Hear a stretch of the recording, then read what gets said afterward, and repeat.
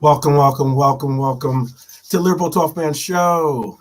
I'm Liberal 12th Man, and this is how we are going to do it today. We are going to go into these ratings. We're going to get into the Bournemouth game that saw us going up against a very difficult foe, despite the fact that it came out to be a 4-0 victory at the end. It was still something that made a difference in knowing that we were going into a big up JK, going into a stadium that was going to be a difficult environment. Bournemouth is not an easy place to play. They've definitely since their coach has definitely started to pick up and round his team into form. They've been the most informed team in the league. We were a second behind them. Excuse me, but we were definitely tasked with something on that day because it was not going to be an easy day. The weather wasn't going to make it easy. The crowd wasn't going to make it easy. But all the same, our Reds go in there and do work, and we got the result. So yeah, let's see what top second half yesterday. Yeah, it's definitely so. You know what? I've been saying this quite a bit. I think of it as like I know some of us have cars, some of us don't, but some of us don't utilize cars. But sometimes with a car, you got to get it warmed up. You know what I mean? For it to really for all the pistons to go firing and for all the for the car to just really be able to make moves and do some work on the highway. That's what Liverpool somewhat is. Like we, as of late, or certainly. We certainly haven't been firing on all cylinders from the very gate in every game. It's certainly, though, that we have taken some time sometimes to where there's the second half or most notably the 75th minute, because I believe we're the team that scored the most goals in the 75th minute, after the 75th minute, I should say. So, I mean, it's like one of those things where, like, by now I'm used to expecting big results in the second half. It's one of the reasons why I don't give up on this team, especially. And it's also another reason why when it comes to, whether we're down in the first half, whether we're, whether we're down in the first half is one thing. If we're up in the first half, it's another. If we're up in the first half, most likely we will win. So those things are very easy to take, or at least reassuring to take, I should say the least. But it was a good game, guys. I thought it was a good game. It was I will openly admit, and I did openly admit that I had some anticipation about this game, because again, Bournemouth is a good team. They got a good coach. They got some good players. They have some, they have some players that were definitely looking to make a move or make a significant presence on the pitch. And it is what it is. I would love to hear your comments. What you think? I saw JK's comments. He said top second half yesterday. If you guys have some thoughts, I'd love to hear them too, because there's a couple of things that I wanted to go into some of the highlights, some of the more poignant parts about the game, because like I said, I normally watch the game. Big up Rep for Life. I normally watch the game at least twice, if not three times, especially if it's a good game to watch. I'll watch it maybe three, maybe even four times. And just to try to pick up and see things that I might have missed out on. And yesterday was one of those days where I did watch it more than once. And for me, I thought that it was somewhat of a tale of two halves. I will agree with that, with JK's assessment. But big up Redbird. Redbird's guy, my guy too, and some of our guy out there too. I know it's Marion's guy, but Darwin D9 out there doing some real work yesterday. Real work. I was so happy to see him get the brace yesterday. Played really well, hit some milestones. There's a couple of milestones that were hit yesterday that were fun little tidbits. I'm sure maybe you heard some of them, maybe you haven't heard some of them yet, but at least I'm gonna give you some weaponry to take on, the haters and the doubters for some of the players on our team, some of the favorites on our team. I want to definitely give you some big ups some big up style like comments, so you can take that into the war.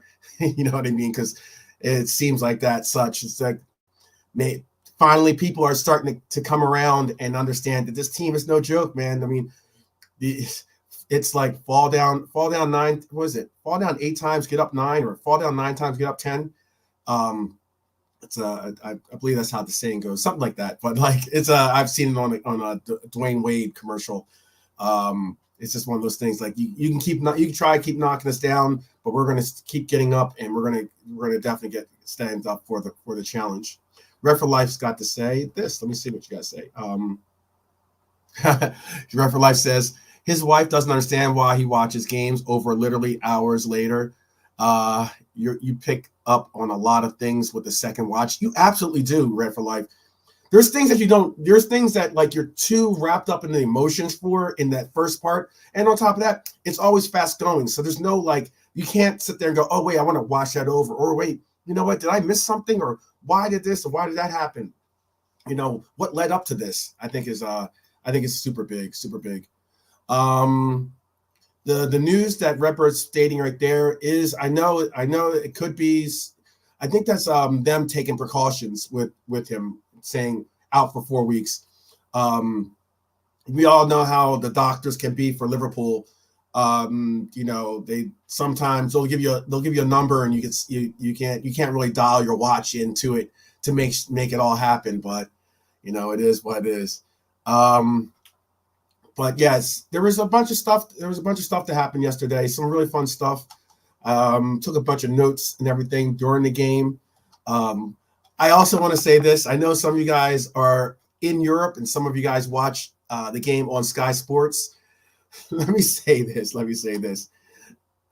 Sky Sports, or even Liverpool, if you're going to send out our captain, much less anyone on our team, but if you're going to send someone out to do a post-game reaction or post-game interview, and it's raining the way it was raining yesterday, send someone out with him, give him an umbrella, don't just let the guy go out there and like stand in the rain.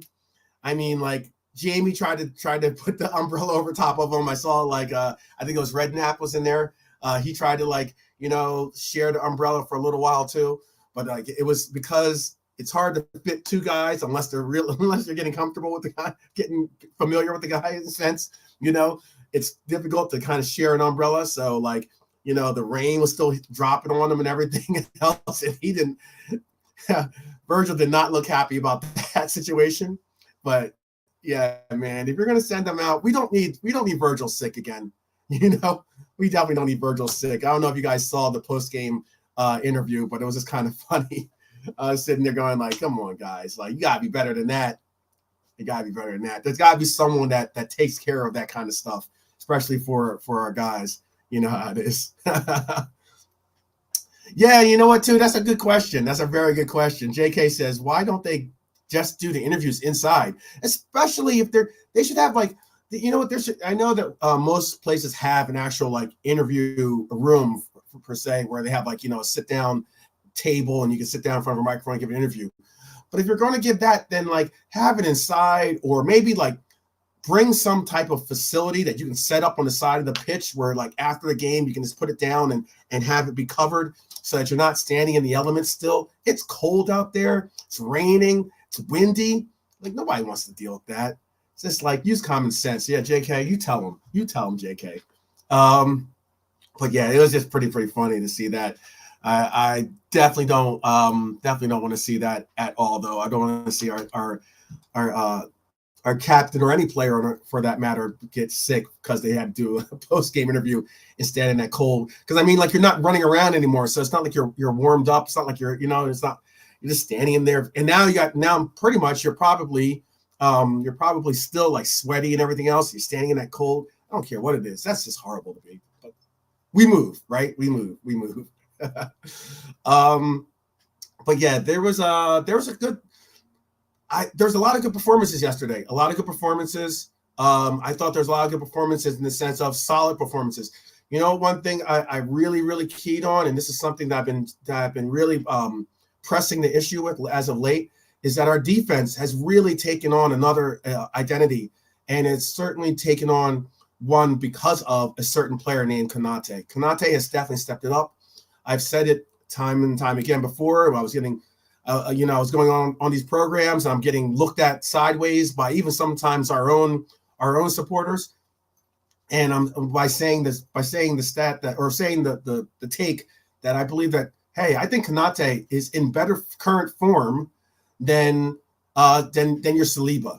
And if anything, he's making a run with Virgil with the sense of how well informed of a player he is and what he's doing. The last couple of games for Konate, he has been absolutely a stalwart and an absolute juggernaut. And when it comes to our defense, whether it's and there's so many different things that I love about his game, and there's some things I'm going to go into a little bit in this show today, but it's just so many things that I'm really excited about.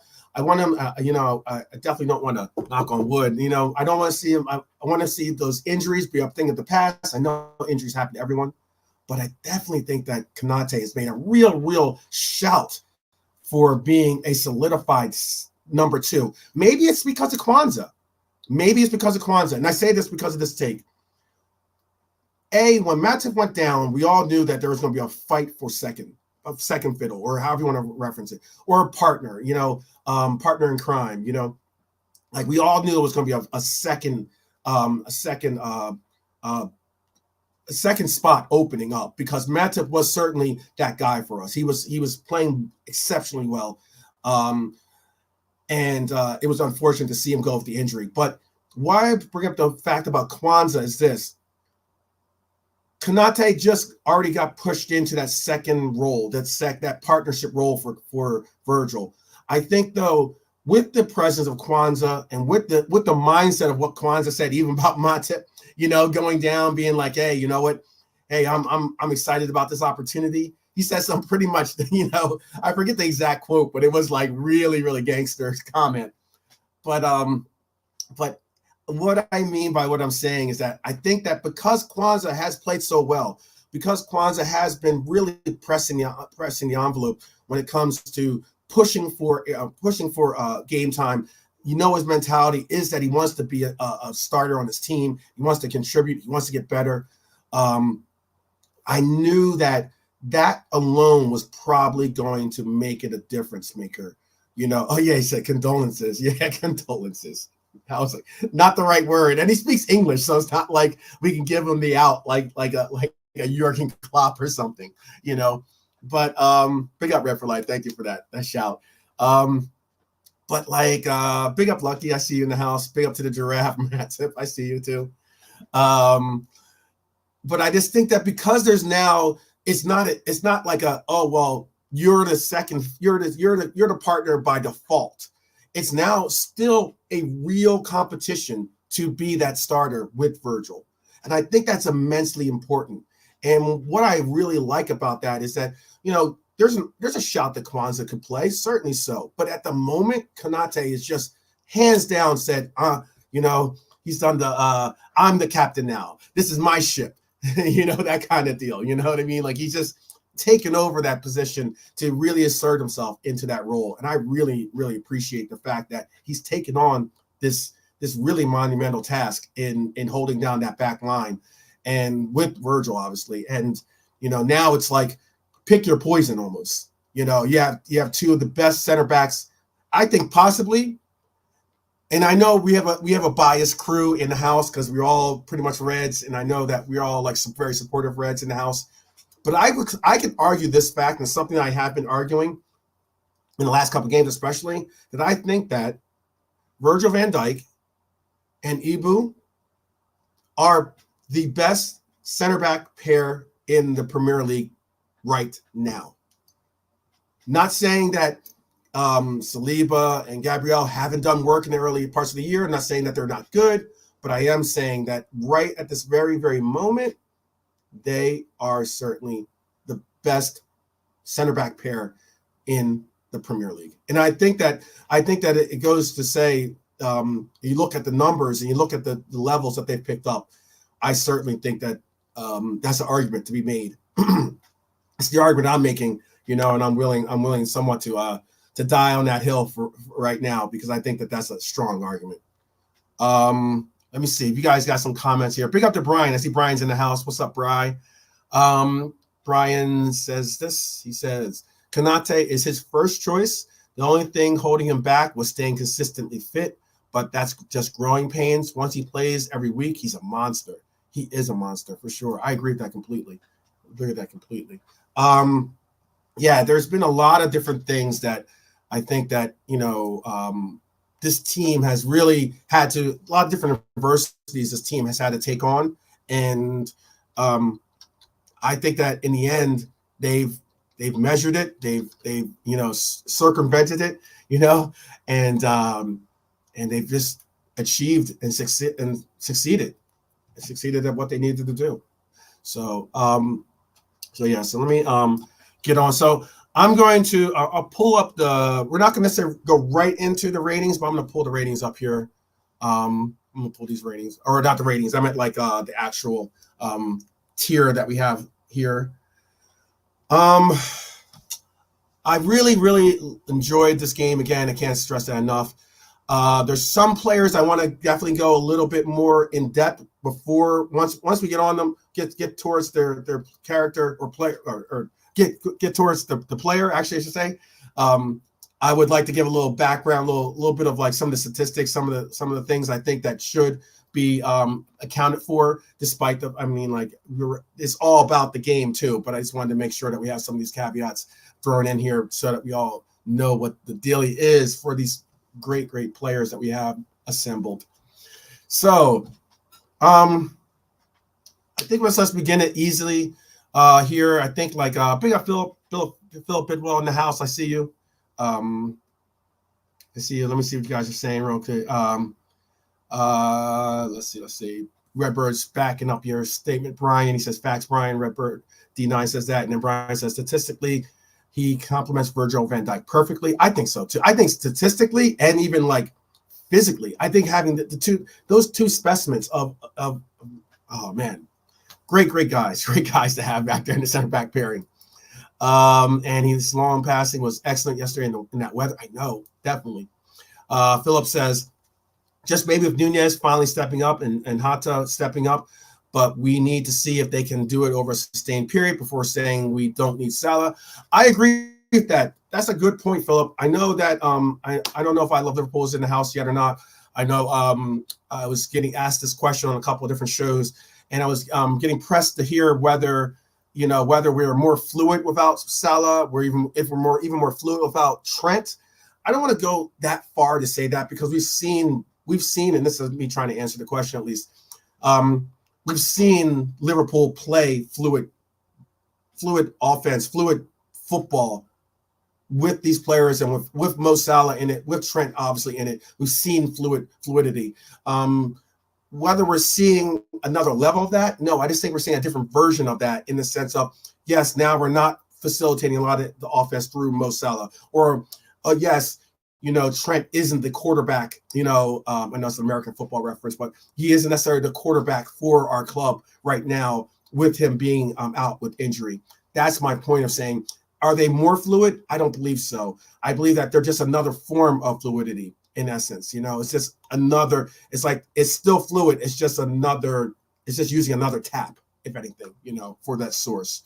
And I would never say that we don't need Salah. I would never say that we can't or don't need Trent Alexander-Arnold. I think both of those players together make us that much more of a better team, Oh, big up, Anthony. Big up, brother. Big up. Good to see you. Yes, definitely. Ant does a lot of stuff with Fozzie, does some great stuff, really patron of the game, knows his football, and it's good to see that he's in the chat to contribute. Definitely hope to get you on the panel when I do a panel, or if I do a call in or anything like that. Definitely hope to see you be able to join if you can sometime. Good to see you, Ant. Let's see. So yeah, I wanted to get into some of these ratings, and I wanted to really get into what you guys thought as well. I thought that we had some standout performances from certain players, and I also would want to say that we had not only some standout performances, but we had some really, really good, not just individual play, but we have some really good team play too. I think that if anything, our first goal was an amazingly good, good performance as well. Yes, he is boys of rods too. He is boy with rods as well. All right, so let's get into this. Let's just get into this. Yesterday we didn't have to really. This guy didn't necessarily have to go with a lot of make a lot of saves. Didn't have to do any of his world-class saves or anything like that. Obviously, we always start with our keeper. That's at least what I like to do, at least. And I think that realistically, I know the infamous flip-floppers. I like that, JK.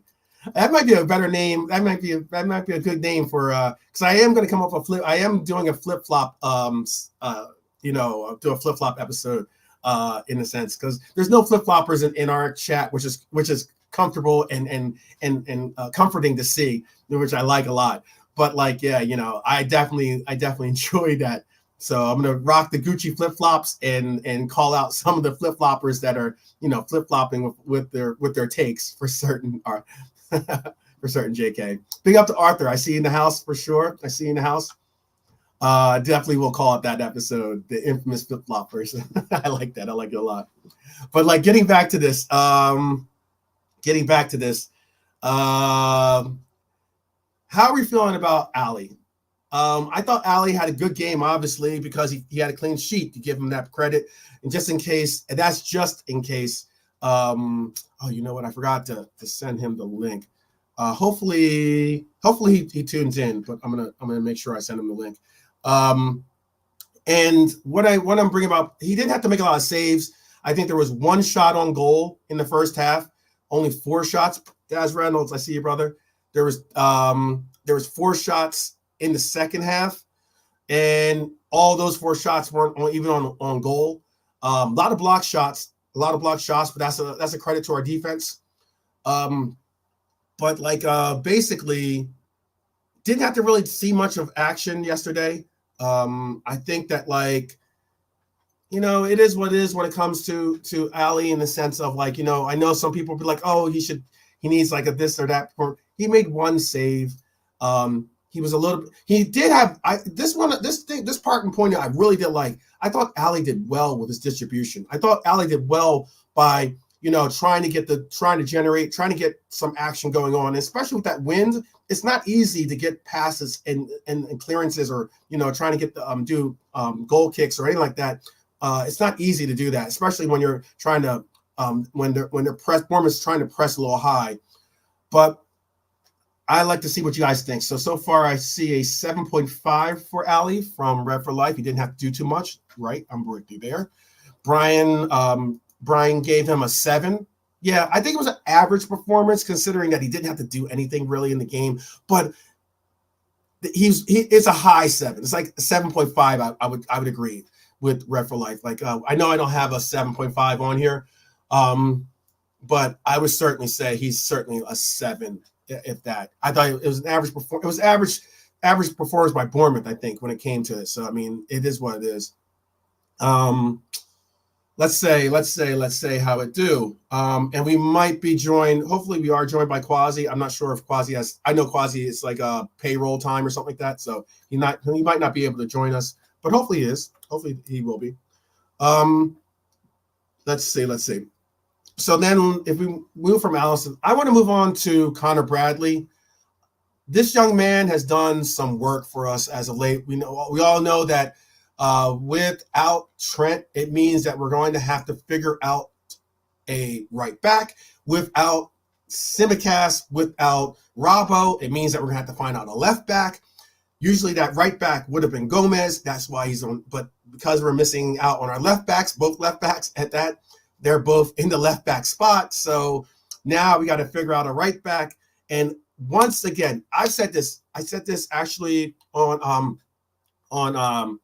Jersey show, on World of Football show, and I was on there with Bajan Barnes from Bajan Reds TV. I was saying about the fact that our youth academy is so good right now, man. There were so many haters on our youth academy early this year, even last year. There were people that called our youth academy like, excrement. I want to say that crap. Yeah, they called them crap. That's the easier word to use, right? And like they're saying how far behind we are in our youth academy. That's not the case, in my opinion. I know that, like, it might be a little bit more of a rosy perception, and I know that I take a positive take on a lot of different things, but I am critical when criticism needs to be appointed. And I've never really been someone to say that our youth academy was bad. It was more so a lot of people don't pay attention to the youth academy. We just don't. I mean, like, you get gems. I think Brian said a stat out there recently about how many youth academy players actually go on to play in, like, in top tier leagues or top tier competition, in the sense of join the first team and are actually contributing members, if not starters, for the first team.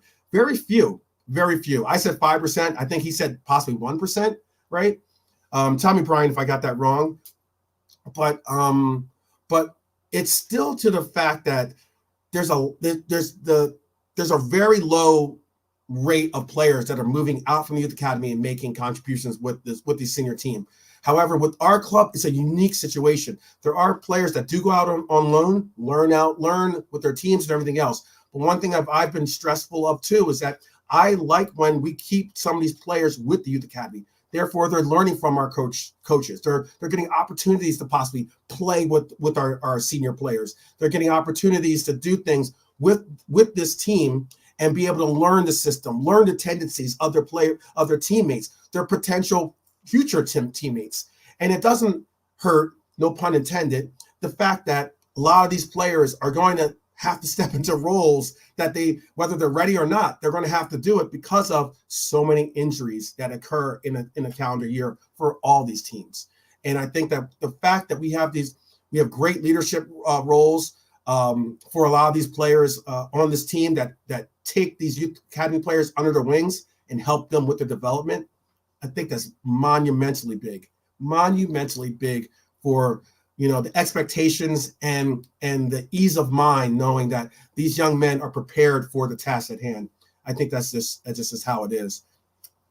Yeah, Brian's saying, let me put up your comment here, Brian.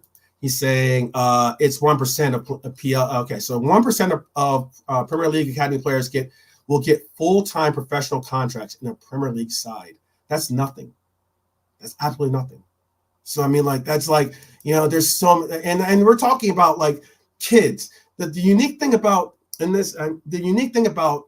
Europe and youth academy, and the unique thing about youth academy or the systems that are set up throughout the entire world, it's not even Europe, but the entire world for the most part, is that with academies, these young men, we've seen the pictures or the videos of Trent at like what? I forget how old he was. What, was like 8 or something?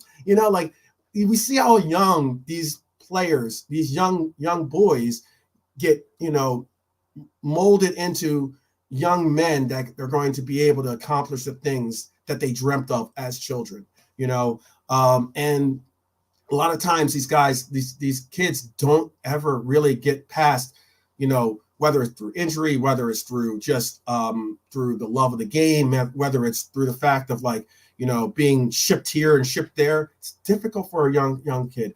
I know the difference in here in America is that normally there are academies here in America now, but more so, even with the academies, you still have a system where we go on to college, and that's somewhat a system of where we go on to possibly go on to bigger professional levels. But yet, it's a different path for a lot of these players. So them making this commitment and them making the sacrifice, which is what a lot of families do in this pursuit, is definitely commendable, to say the least. It's a true measure of you putting your all your heart, soul, belief, everything into a dream.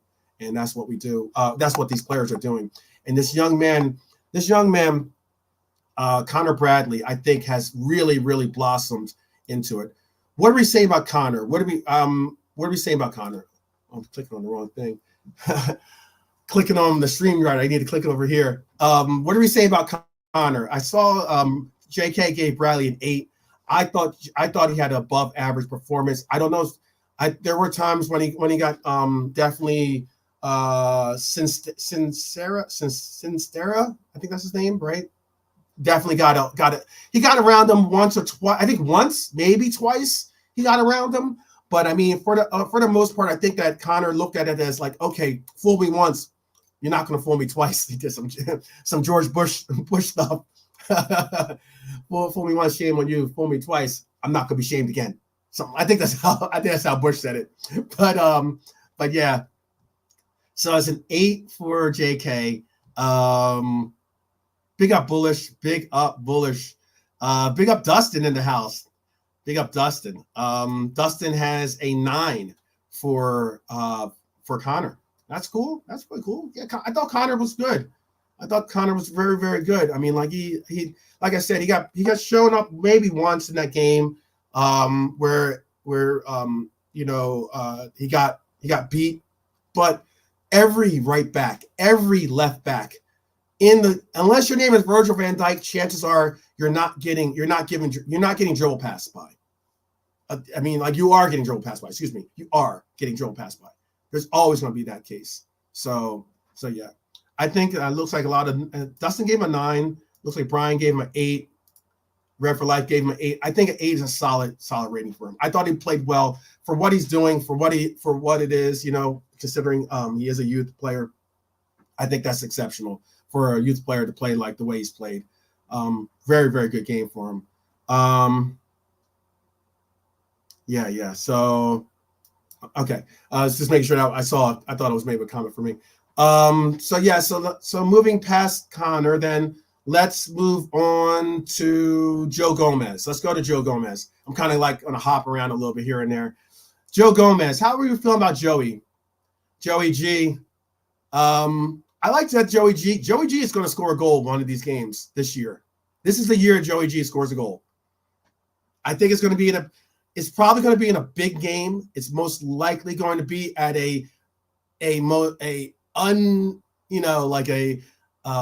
surprising moment, like one of those moments that that you weren't expecting it, an unsuspecting moment, I should say.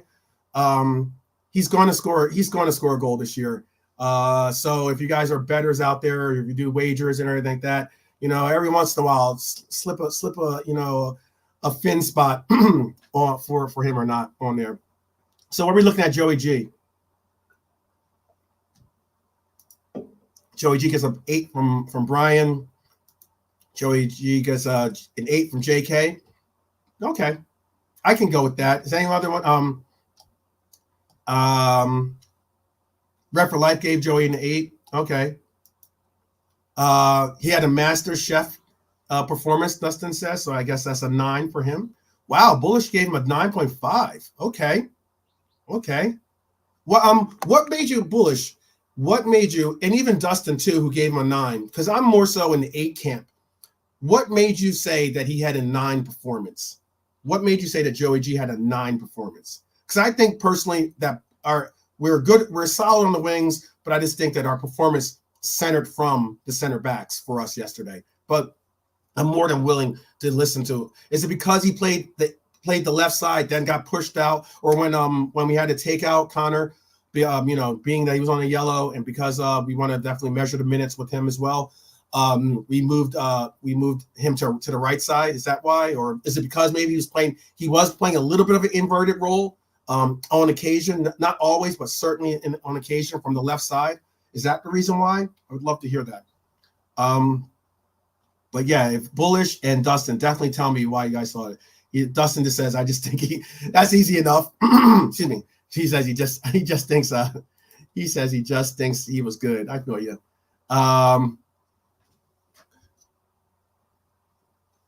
So I'm gonna make sure I put this in here too. And Bullish saying here, he's saying playing out of his position, played inverted at times. Yes, certainly. That's what I was saying too. Certainly. And he didn't put a foot wrong. Okay, I got you. He says, There you go. There you go. Ant saying, 12th man, I've been meaning to get back at you with Gomez. Well, I stand corrected. He's been a great deputy. He's been an amazing utility player, period. And again, you know what's funny too is that I don't know about you guys, but sometimes when you hear certain words, you think of them in a negative context. And I know by saying utility player, it might be a negative context, or it might be seen as a negative context. What do you mean utility player? What does it mean that I'm not? I think that, there's more utility players today than as of yesteryear. And what I mean by that is like, before the game used to have a lot more specialists, and especially role specialists, but certainly position specialists. But yeah, like I just think that there's been a lot of different places and times when you've seen the importance of a deputy, or excuse me, of a utility player. And look, man, if James Milner didn't, I'm not saying Ant didn't understand this, but I'm just saying if James Milner didn't show people that, then I don't know what game you're watching, but it's become like he's just grown into that role. And I think that sometimes when you grow into roles, it's really, really good to see that you can carve out a place and a position in the team where you can just contribute. That's all I ask from any player. Just contribute for sure. But Ant, I appreciate that, man. I appreciate that. Big up to you. Gomez was excellent. He was a very good player yesterday. And also, Brian, I'm going to send you the chat in 1 minute. Give me 1 second to send you the chat or send you the link. JK has to say about Gomez. Gomez has switched his defensive brain into an offensive one now. He looks more comfortable because of that. Running and crossing the ball takes away the nervousness in the player. That's a very, very valid point. I like that. Bullish says, based on last season, he's playing out of his skin this season. I'm not going to lie, or he's not going to lie. He was one of the ones that he was someone that he wanted gone last season. I'm paraphrasing a little bit. He's changed his mind. He's been one of our best and consistent players. Yes, absolutely. Okay, I'll send it on Twitter, Brian. Give me a second, because I was in the WhatsApp. All right, I'll send it on Twitter in 2 seconds. In 1 minute. Okay, but that's a bullish D. That's a very, very good point. That's a very good point. So I'm gonna put Gomez in the 8. We can bump up to a 9 possibly, but I think I would have given that 8.5.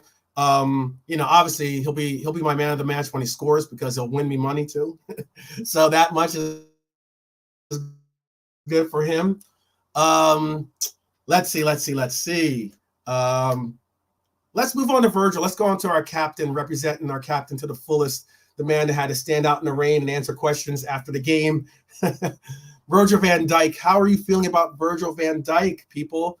I'm telling you, we have the best center back pair in the world, I think, possibly. I would even go as far as to say that. Name a better center back. Tell me a center back pair in European soccer today that's better than ours. I'm open. I'm not saying that there can't be one. I'm not saying that you can't have an opinion as to, yes, there's another one, or, oh, I'd rather see this pairing or this or that. I'm cool with that. I'm cool with having an open discussion, but I just don't, I'm not saying it from a biased standpoint. I really honestly believe Konate and Virgil are just on different levels right now. At the moment, they've just been anchors, absolute anchors. Yeah. Brian got jokes and jokes. Evans and McGuire. Yeah, epic. They are epic. I get excited to see them play on the pitch for sure. Yeah, definitely. JK's got Virgil at the 9. Brian's got him at an 8. Bullish has got him at a 9. Dustin's got him at an 8. Solid 8 at that. Wow, 2 8s, 2 9s. Do we have any other ratings out there? Because that makes it I could be the tiebreaker here.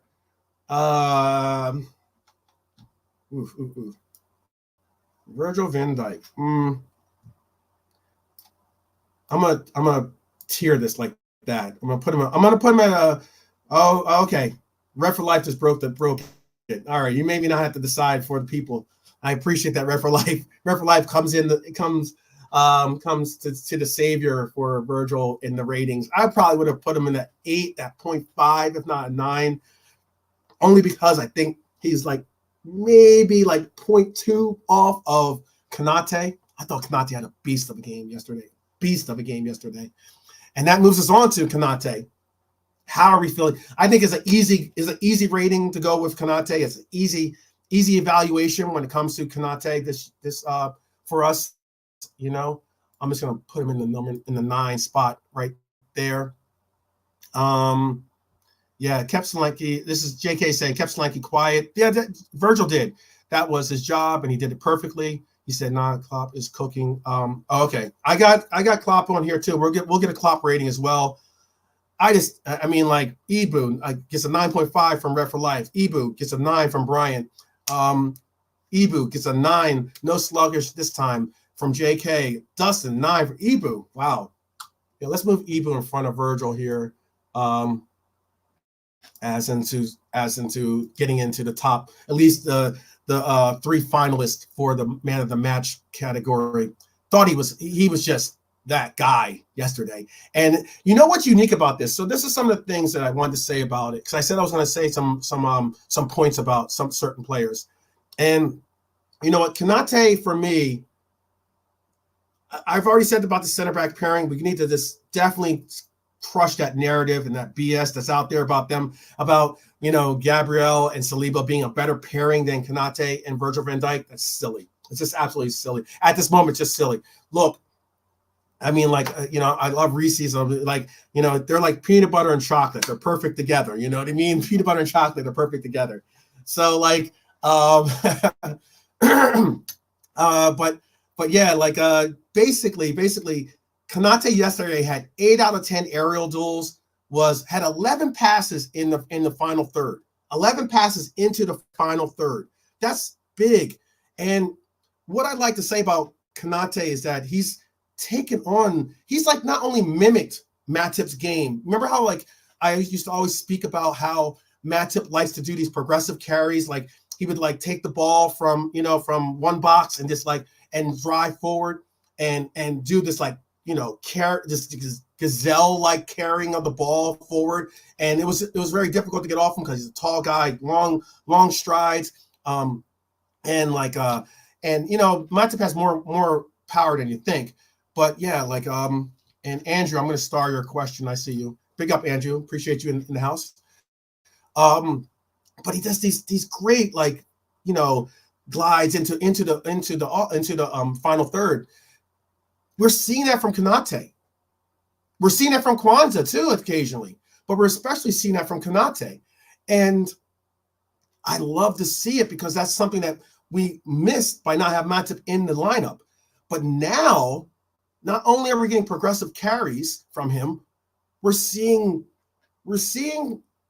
Konate take a page from Virgil van Dijk's game in being able to show his passing, cross it more so to the left side, which is great. Now that we have Virgil doing these diagonals normally to Salah, you know, we're seeing these diagonals being pressed out to, whether it's Diaz, whether it's Nunez, whether it's even Hakpo, whoever it is on that other side. We're seeing these players being able to receive the ball from Konate because he's making great passes into that final third. It's important to note, very important to note. This is all just, you know, the weaponry, the kind of armory that I want to give you guys when you're taking on the flip-floppers especially, but certainly the haters and the naysayers. I just think he's just really, really good about doing that. Oh, Dustin, this is what I mean. Man, we're comparing my guy to Sacco. he might try to be like, you know, the locker room comedian or the class clown a little bit when it comes to like bringing levity to the locker room like Sacco. But yeah, that's where the comparisons end. And he also knows you only go so far before you've taken it way too far. Brian, he did pass 2 lovely passes out there yesterday that were just and it was crazy too because of that wind. And because it was like swirling wind, and just kind of, that's why the rain was just going all over the place and everything else. It makes it difficult to really get a measure. It's kind of like I don't know if you guys golf or not, but it's kind of like when you're golfing and you're out in the elements and you're trying to get like a measure on like how the wind is going and everything else. Sometimes it takes a little while to get that stroke down perfectly to be able to place your passes or your shots, but your passes in golf shots, but your passes where you need them to go. And he measured that very well yesterday, extremely well. All right. So next, I want to move into the midfield. Yesterday, I'm going to start with Elliott just to kind of get this one done and dusted, because I know that some people had a little bit of trepidation when it came to Harvey Elliott. Let me give you some stats on Harvey Elliott yesterday. He did have he had an expected goal or XG of 0.17. Excuse me. An expected assist of 0.06. So that's nothing to write home about. But he had 56 touches. It was 88% for his passing, 35 out of 40. Wasn't really that fitting or accurate with his crossing, but he had one good long pass. He did have one long pass, had one shot that was blocked, but was 4 out of 6. 4 out of 6 for his ground duels. Look, I get that people are either hot or cold when it comes to Elliott. I get that. I get it. Because there are things about his game that you would like to see further develop, or maybe there's just certain parts about his physicality or physical presence that aren't going to evolve into the player or the positional, the player in that position that you would like to see. I know that we want to possibly see him as a right wing in the absence, or maybe even more so as a right midfielder, which I think he's definitely made strides at. But he made 1 clearance, 4 tackles yesterday.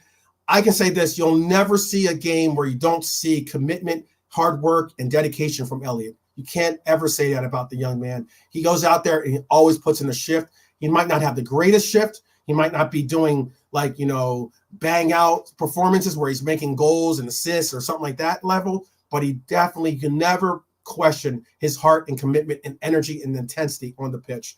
And that's something that, I appreciate Elliott for. It's the reason why I think I think that's the reason why he's been so blessed with his presence when it comes to with his substitution appearances. I think that's just really why it comes down to. But what are we feeling about Elliott? I think so. Elliott had a 5. Wow. So he got a fail from Bullish. He got a fail from Dustin. 7 from Brian.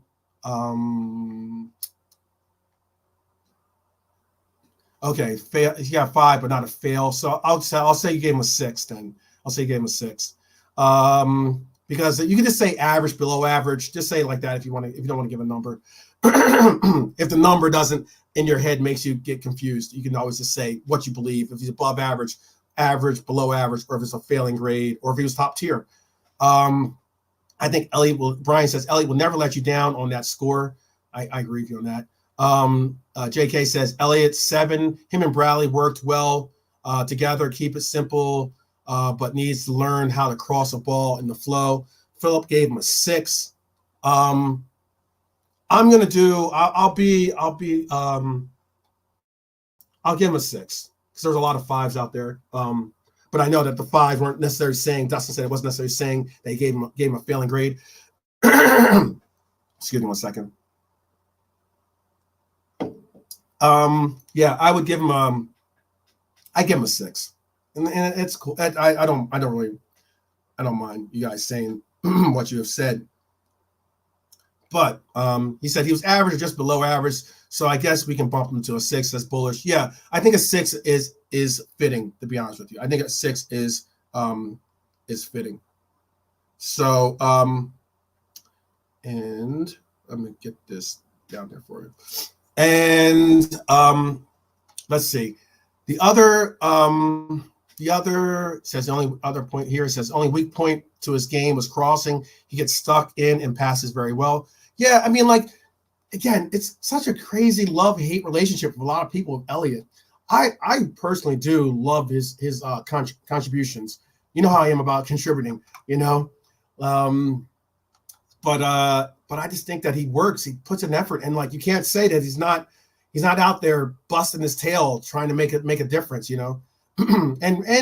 and I don't mean busting his tail and getting out of position, not knowing where to be at times and such. I mean really doing concerted effort of showing high intensity, but understanding where and what he needs to do, you know. And it is what it is. It'll take it. I think sometimes too, Dustin, great point. He says, I love Elliot. He needs more time and confidence. I think sometimes we forget that Elliot's only, what, 20 years old? 19, 20? He's like 19 or 20 years old. We sometimes have come into this sense of thinking that he's like some 23, 24-year-old that's about to get into that quote-unquote prime time of his career. He's 20 years old.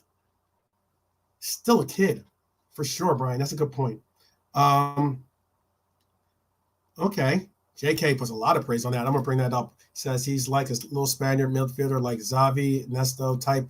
And no, he's not as good as those two, but that's his flow. Okay. I want to make sure that everyone understood that part and point for sure.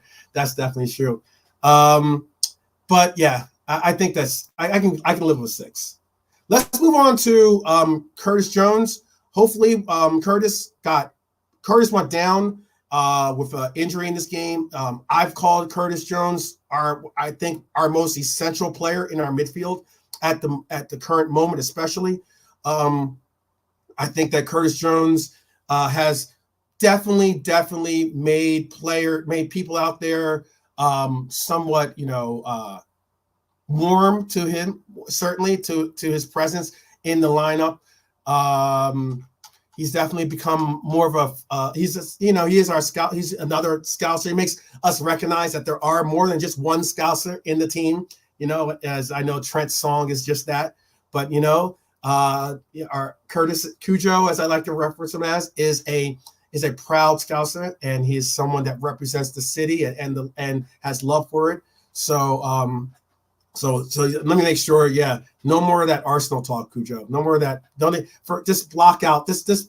You know, MIB that portion of your life if you had any love for Arsenal at any time. But yeah, I hope his hammy is okay too. Bullish. He's giving him a 7. Okay, I thought Curtis played well. I thought that Curtis played well. I would have given Curtis a little bit of above average performance, to be honest with you. Let's see. Curtis got a 10.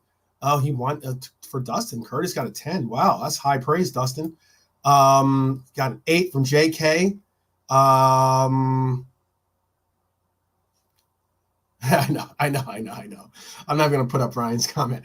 I know he's playing with the JK.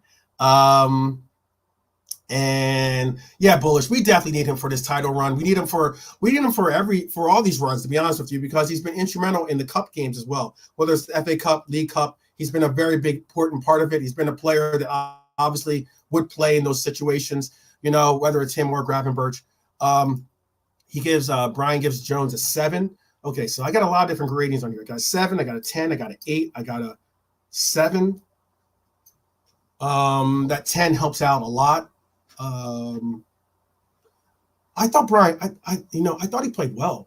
I can bring up some of his stats too, and I'm going to where did I just go with that comment? I'm going to give me 1 second here. Let me make sure I have it here. Yeah, so I just sent you the link, Brian. Give me a second. I'm going to go through the rest of the ratings, and I'll bring you on as well to kind of get some commentary in here. But I'm going to bring up the ratings here for our guy Cujo. Cujo had played 83 minutes, was 94%. I put some notes on here as well if I have to look at my little stat book here. He was 5 out of 6 for ground duels, 94% passing. Obviously, the biggest worry is the injury for him. I think that it was like a very, very good game. He put work in. He put some real work in, and I like the fact again that he was defensively locked in, defensively measured, and really making it difficult for them to get anything through that midfield and keeping the pressure on a lot. So I'm going to put Cujo in at I know someone said a high 7. He could be a low 8, high 7. I'm going to go with an 8. Big up, everyone. Recognize right now, top of the league to you, to one of our Reds queens. Marion is in the house. Big up to you. Big up to you. Let's move on to someone that I'm going to show. I don't want to tip my hat. I'm not tipping my hat, actually. But I've already said what my thoughts on what this guy was. I'm already moving him up to that 9. I thought Maka had a stand-up performance. I thought he had a performance similar to his Manchester City performance. I think that Maka has certainly developed, rounded into form, adjusted, adapted, whatever you want to say for this man right here. I think Maka had a stellar game. I think he kept us in that first half, to be honest with you. I mean, as in being able to regulate the tone, the field of play and everything else. I thought Maka was just stellar yesterday. Mac 10, yes, definitely. Mac 10, Maka, even helping Darwin with the celebration. I like it. Doing the mate. I like it. I like it a lot. I thought Maka had a great game yesterday. Some of the notes and points I said about Maka, 15 recoveries. I don't know if that's the most recoveries so far this year by a Premier League player, but 15 recoveries. 12 out of, let me repeat this. He's not playing center back. He's not playing right back, left back. This guy had 12 out of 17 ground duels yesterday won. 12 out of 17 ground duels won. Guy is putting work. I get it. He's not a destroyer. When it comes to the 6, I get it. He's not a destroyer, but he's certainly a cruiser, as in like there's a battleship, there's a destroyer, and then there's a cruiser. I didn't want to call him a frigate, but like, he goes out there and he does work. That guy is doing some real work in this hybrid role of what we have him playing. Looks like everyone else was on the same level with me on my evaluation. JK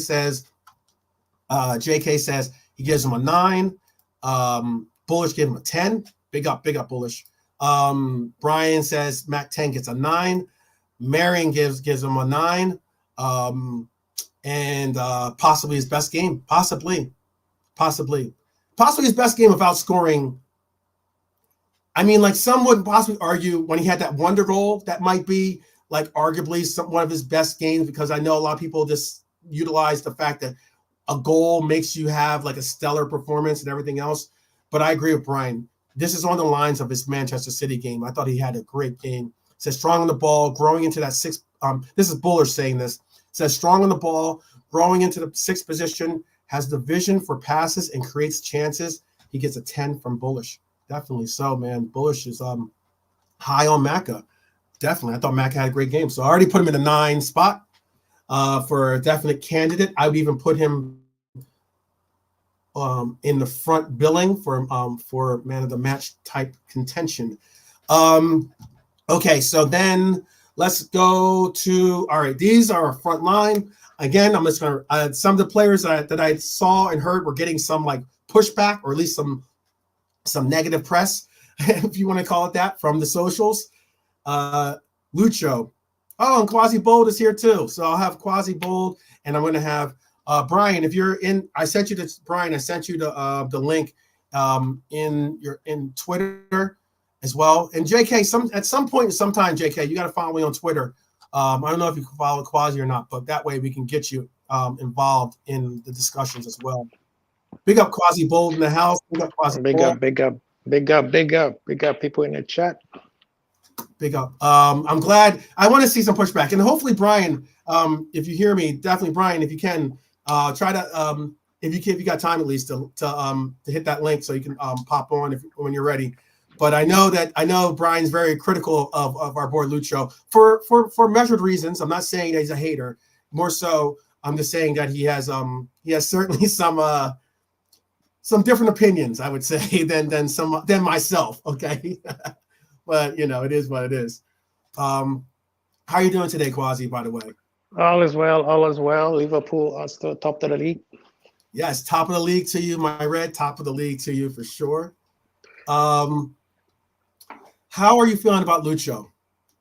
I see that Lucho got a bullish. By bullish, gave him a 5, which is a fail. So Lucho gave him a failing grade yesterday. Dustin is giving him either a below average to average score, so maybe like a high 6, low 7 score from Dustin.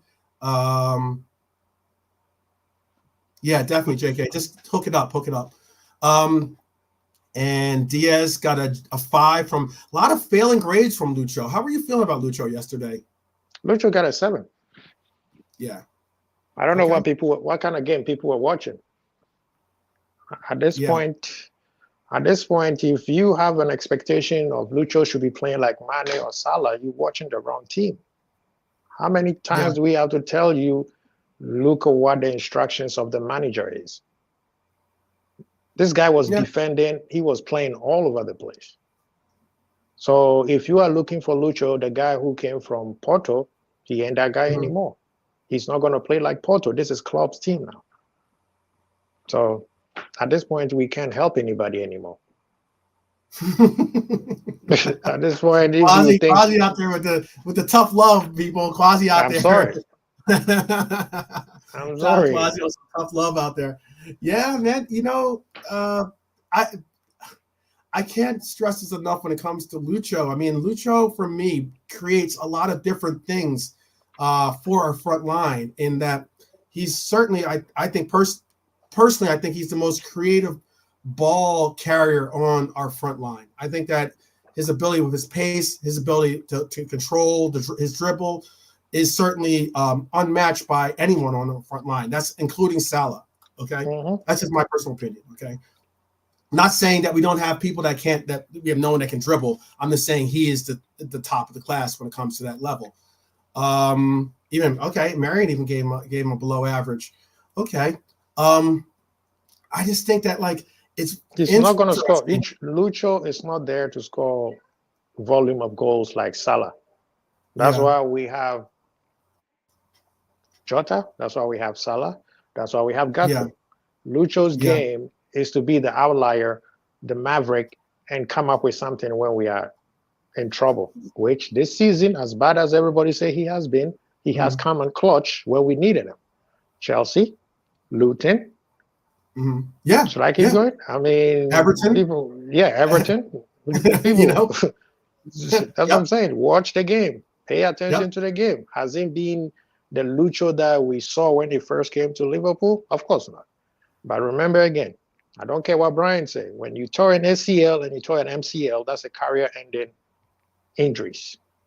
He has to recover. He just got back this year. This is literally his first year that he has played more games for Liverpool than ever.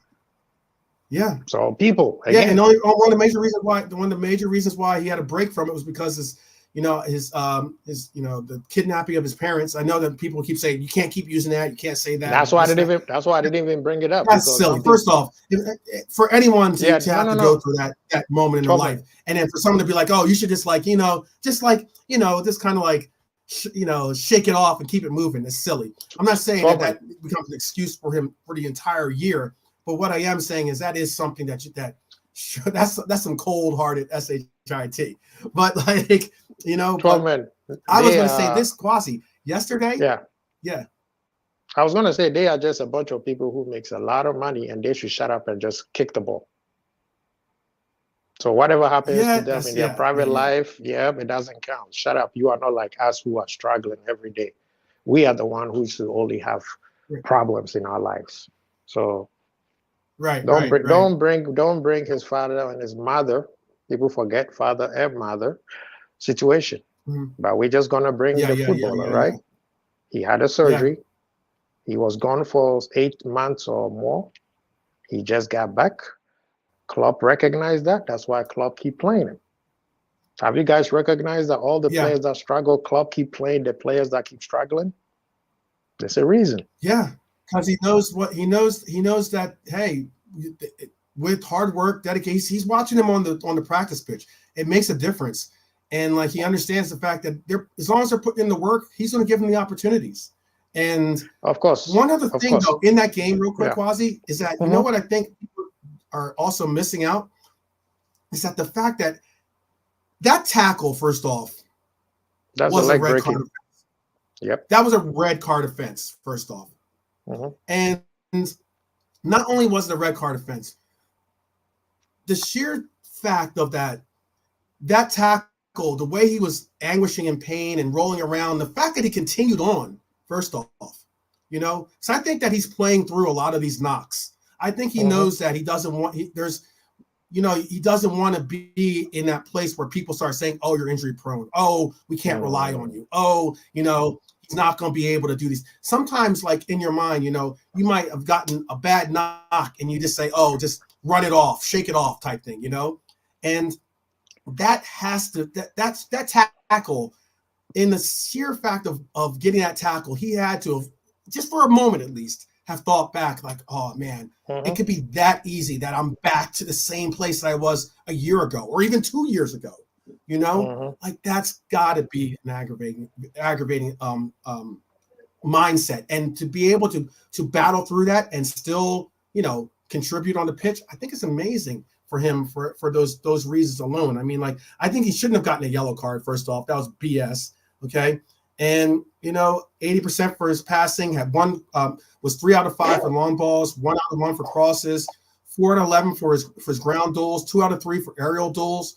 I mean, he had blocked the shot, like or excuse me, wait, my fault. That was Darwin. Let me give you Diaz's comments. Diaz, for instance, was 17 out of 19 for his pass, so 89% for his passing. My fault. 2 out of 2 for long balls, 1 out of 5 for ground duels, 1 out of 2 for his aerial duels. My fault.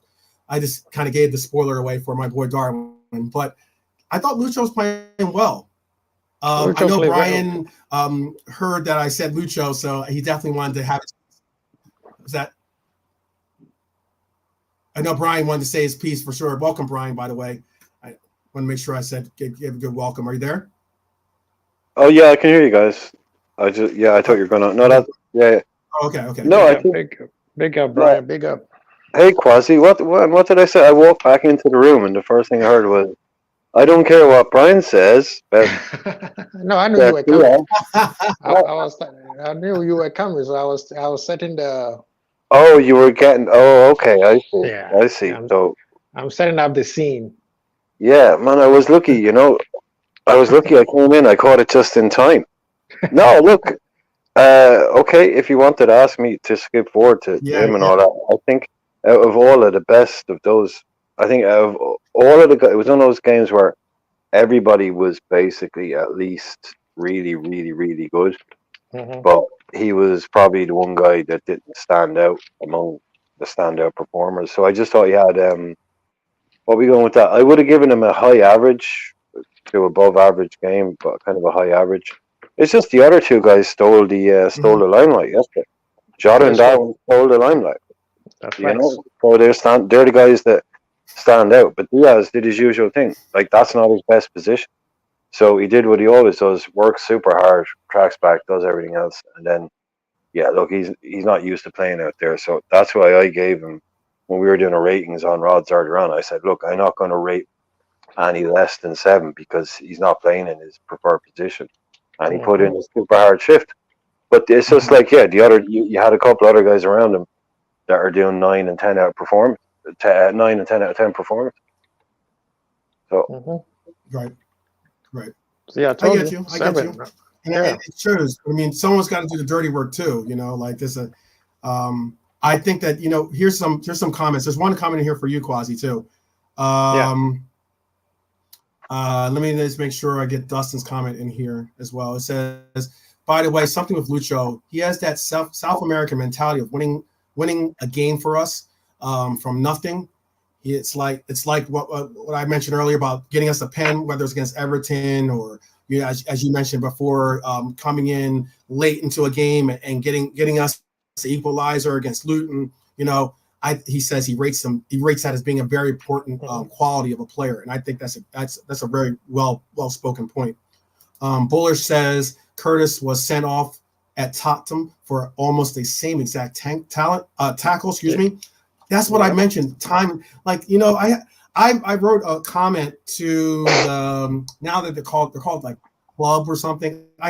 It's difficult to watch sometimes because Boovy's on there, but like I think it's with Adam and Boovy and I'm gonna go blank on his name, and he's probably the one that I referenced the most. But the guy from Chelsea, or guy that represents Chelsea so much. Anyway, and hopefully they do. Hopefully, I think I'm in the running for them to possibly highlight my show on their show. That'd be great if they do, by the way. But they made a comment basically of saying how, like, he made a comment of saying that he was glad the Chelsea guy. What is his name again? Do you guys know what I'm talking about? I don't know the call. I don't know the call referring to what's it called. He used to be on the Kickoff. He's now on the now they have a show called The Club. It's with it's with Boovy and it's with Adam McKenna, and then I can't believe I'm going to go blank on his name. He's on a lot of different shows too. He's on like a chat. Help me out here. You guys probably know who I'm talking about. Yeah, I don't know those names. The people you just mentioned don't know there. Who Boovy is? Okay, yeah. No, Boovy represents Manchester City. He's a big at least social media on YouTube at least channels and everything. He does a lot of stuff. And Adam is a guy for Manchester United, and then there is, I can't believe I'm going blank on his name. George Mo. What is it? Mo. Oh no, I can't believe I'm going blank on the guy who represents Chelsea. I know the chat knows it. I know the chat's undefeated when it comes to this kind of stuff. Yeah, but the Chelsea guy. Called the Chelsea. Yeah, he's a Chelsea guy. He's a true Chelsea guy. Is on a lot of things. He's on Talk Sport, like I said. He's also on. I know who you're talking about. I know he does stuff for like. He's on 888. Yeah, he does stuff for like for EA Sport or the EA Sports show that they have there. I can't remember his name. But anyway, he made a comment basically saying that he was glad that didn't get looked at. He doesn't think that's a foul. He doesn't think that's a cardable offense, and he was glad that it didn't get a look at by VAR. And I'm sitting there going like, then why did Curtis's get a look at? Why was Curtis made more contact with the ball, okay? Yet he slipped off and had a very similar tackle or on the player or contact with the player. Very similar, right. And yet here we are listening, and like he's sitting there going, "Oh, I don't think it's this, I don't think it's that." And I'm sitting there going like, and the panel with them agreed too. And I'm like, what are you talking about? That tackle was, and especially once you see it, and the fact that Paul Tierney should not be on any Liverpool game, period. I don't think, considering the absolute pathetic, you know how like in the NBA they give ratings for referees or for the refs in the NBA. They do it in NFL as well here in America, and your ratings dictate what games you get. Like the better rating scores that you get, the better games, the more high profile games you get to referee, because there's more impact and more importance and more eyes on there that you want to make sure that you get those games down. Does the PGMOL do that? Yeah, kind of. It doesn't look like it. It doesn't seem like it. But they do it in the opposite way. Basically, instead of they relegate you for a couple weeks, right? Yeah, they'll relegate you. Basically, if you were the guy that sends off Alexis McAllister for a total non-red card offense, and between that game and the next game being played, that red card gets rescinded, right? That ref may have been due to referees next week's Everton versus West Ham game in the Premier League. What'll happen is he'll get a championship game, or he'll get demoted. Yeah, so they don't do it the way that you're doing, where like they reward good performance to encourage good performance. No, just what they do is if you make a massive balls up, they will relegate you for 1 week and that's it. You don't it's not like you made an awful mistake. You're out for like 2 months, man. No, you'll get one game in the championship, and we're just saying that, oh, in the championship. The championship is one of the most important leagues in the world. If he gets a top championship It's game, you still talk relevant about a league. team that's for promotion. It's a massive league. So it's not like these guys. No, look, you're staying at home next weekend. There's none of that because there's such a small pool. There's such a tiny little pool that they'll give them. Yeah, oh, we'll let the press know that they got demoted basically for a championship game, and then no, the next week they're back on VAR for Manchester City versus Manchester United in a massive game. So right. that is the reality. Might help a championship team qualify to get promoted. Like you're still refereeing a big game. It's Huge not like game. Yeah, I agree with you. So it's an in-house demotion where you get sent to the naughty step for 1 week, and then don't worry, within a couple of weeks you'll be back. Oh, you'll be back. You'll be reffing Arsenal. You'll be reffing Liverpool, Man United. Nah, doesn't matter. I think that's a silly way. I think that's a misguided way to basically police the referees in essence. Like as in there has to be a better method. I mean, personally, I think the method that I spoke of might be a more relevant way of doing it. To be honest with you, because either that or even to the point where you take away you sit them down for a week or something like that, or you sit them in, you do the you put him in a training class or something. I don't know, it's just like he has to do something at those levels. It's not matter of like, oh, hey, because you had a poor game the week before, we're going to sit you in the VAR booth, so you can make even more important decisions. No, it's not like we should say, oh, move them down to championship level. That's just where, again, as you said, an important league, and again, important games, big teams. Despite the fact that I get that it is a lower tier, it's still, that tier is still comparable to some of the highest tiers in the world. Exactly. That's exactly the point. Just to JK is saying, 12th man will have to follow you back before you can DM each other. Okay, that's why there's no message option on your page. Yeah, okay, I got you. I will do that. Yeah. Twitter is like that now. Yeah, Twitter has done that now for a lot of things. Like before, I obviously don't want to be able to DM people, but if you don't follow each other, then you can't DM each other. I barely use that thing because it's so whatever. But it's good for stuff like that. But yeah, you need to follow each other now and all that stuff. Mm-hmm. I will. JK, I'll be sure to look you up and follow you back, or I'll get your link from Quasi after the show. I wonder. There is a question. There is something for you, Quasi. This was a statement put there by Marion. She says, Quasi, I can't agree with your statement because sometimes when crap happens to you, it will change a person. Sometimes for the worse. Sometimes for the better. Sometimes for the worse. Well, that's exactly what she says. It doesn't it affects people basically, in the sense of like, I think that she's referencing the comments about his parents, about the injuries and everything else that we've referenced as being mental changers, mentality changers for players. So basically, Marianne agrees with what I said. She didn't get the message.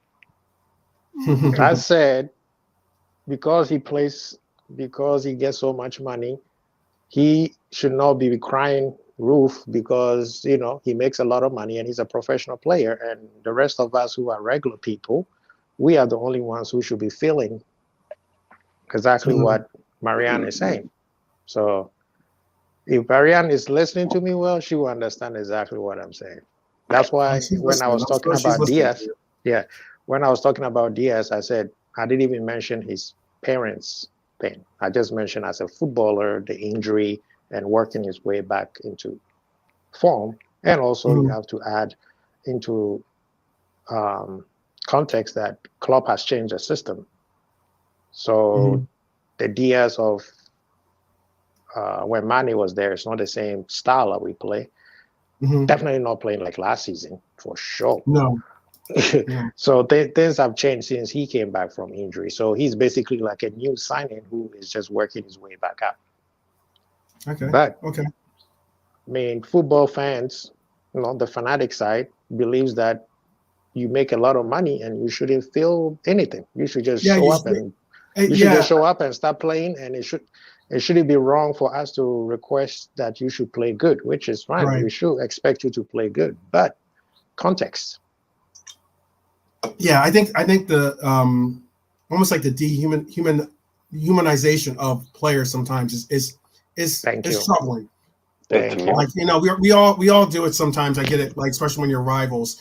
You kind of like don't look highly on certain players, especially when they do dirty things to your team, or do things that you don't like to see, or they have accomplishments that that help their team out as opposed to yours.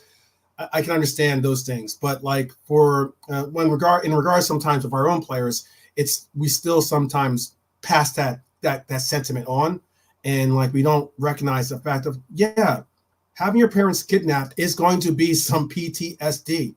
I don't care how you reference it; it's going to affect you. The sheer fact that he was battling through that, the sheer fact that he played in a game where his dad was still being held hostage, is testament of like, hey, you know what? You also forgot some real merit and character, some real great character. You also forgot his mom was also held hostage. At that time, I think his mom was released. I'm speaking on the Luton game too. I know she was. It, like you said, this is the part where people need to understand when it comes to psychoanalysis.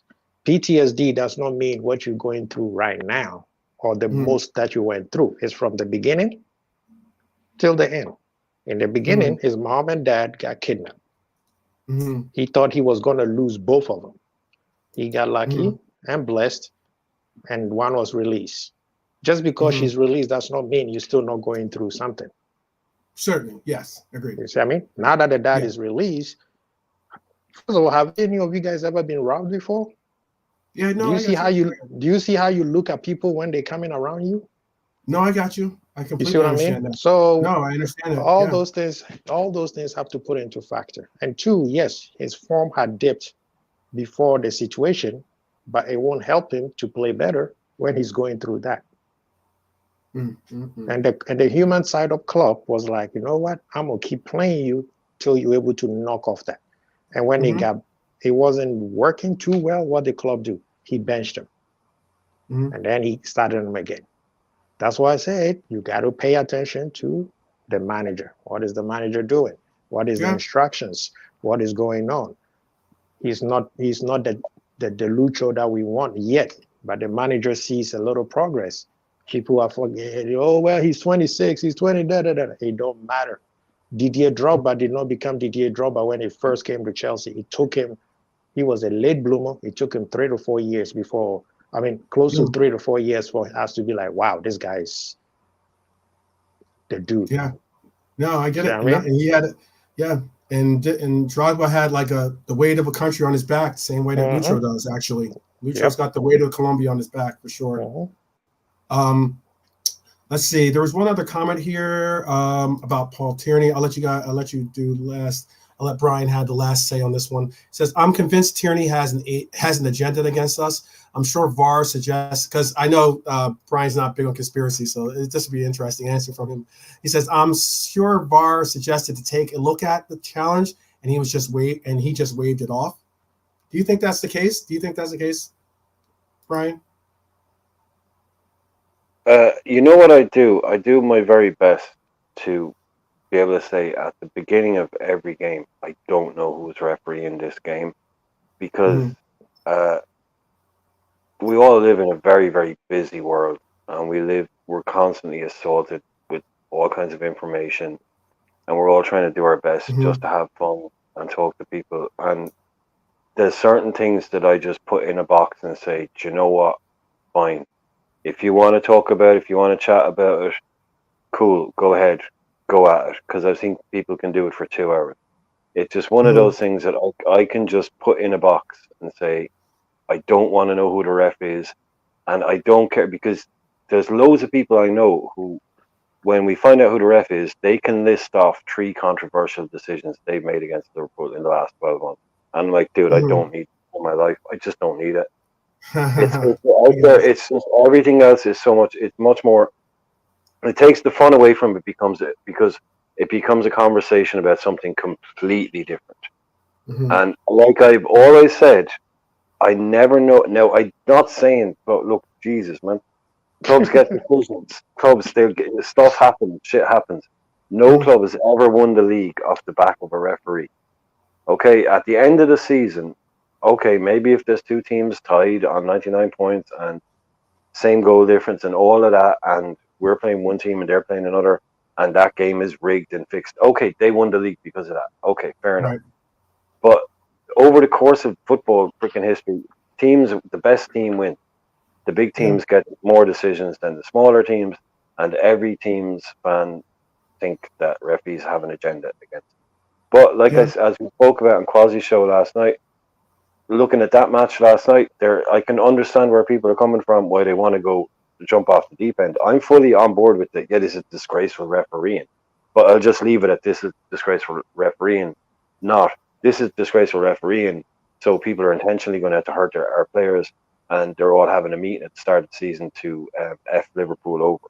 So I leave it at the line, and if other people want to talk about that, like I say, I hope I'm not, but that's just literally how I feel about it. When people talk about that, that's really how I feel about it. I just put in a box and say, not for me. That's one. If K-Mac was on here, you'd have certainly a contention. You know, you'd have the. I'm not saying that K-Mac wears or something like that, type deal. But but it's everyone each to their own. Everyone's welcome to their own. Everyone's welcome to that. Each to their own. That's what I'm saying. Each to their own. But I'm saying, it's like if you want to talk about X, Y, and Z, I'm cool to talk about X, Y, and Z. But if you want to talk about that stuff, then look, I'll just be in the kitchen. It's just one of those. It really is. Yeah, because, like I said, I don't have time to think about all that. Yeah. We're all on here giving our opinions about football. Yeah, sure, certainly. I just meant like it's a weird. Oh, I'm sorry. I was going to say it's just a weird. It is weird, or you can say it is an interesting coincidence that quite a few of the questionable calls or the calls that certainly were poor decisions are made by the same referees. And it could be, yes, I'm not saying that the referees can't just be bad referees.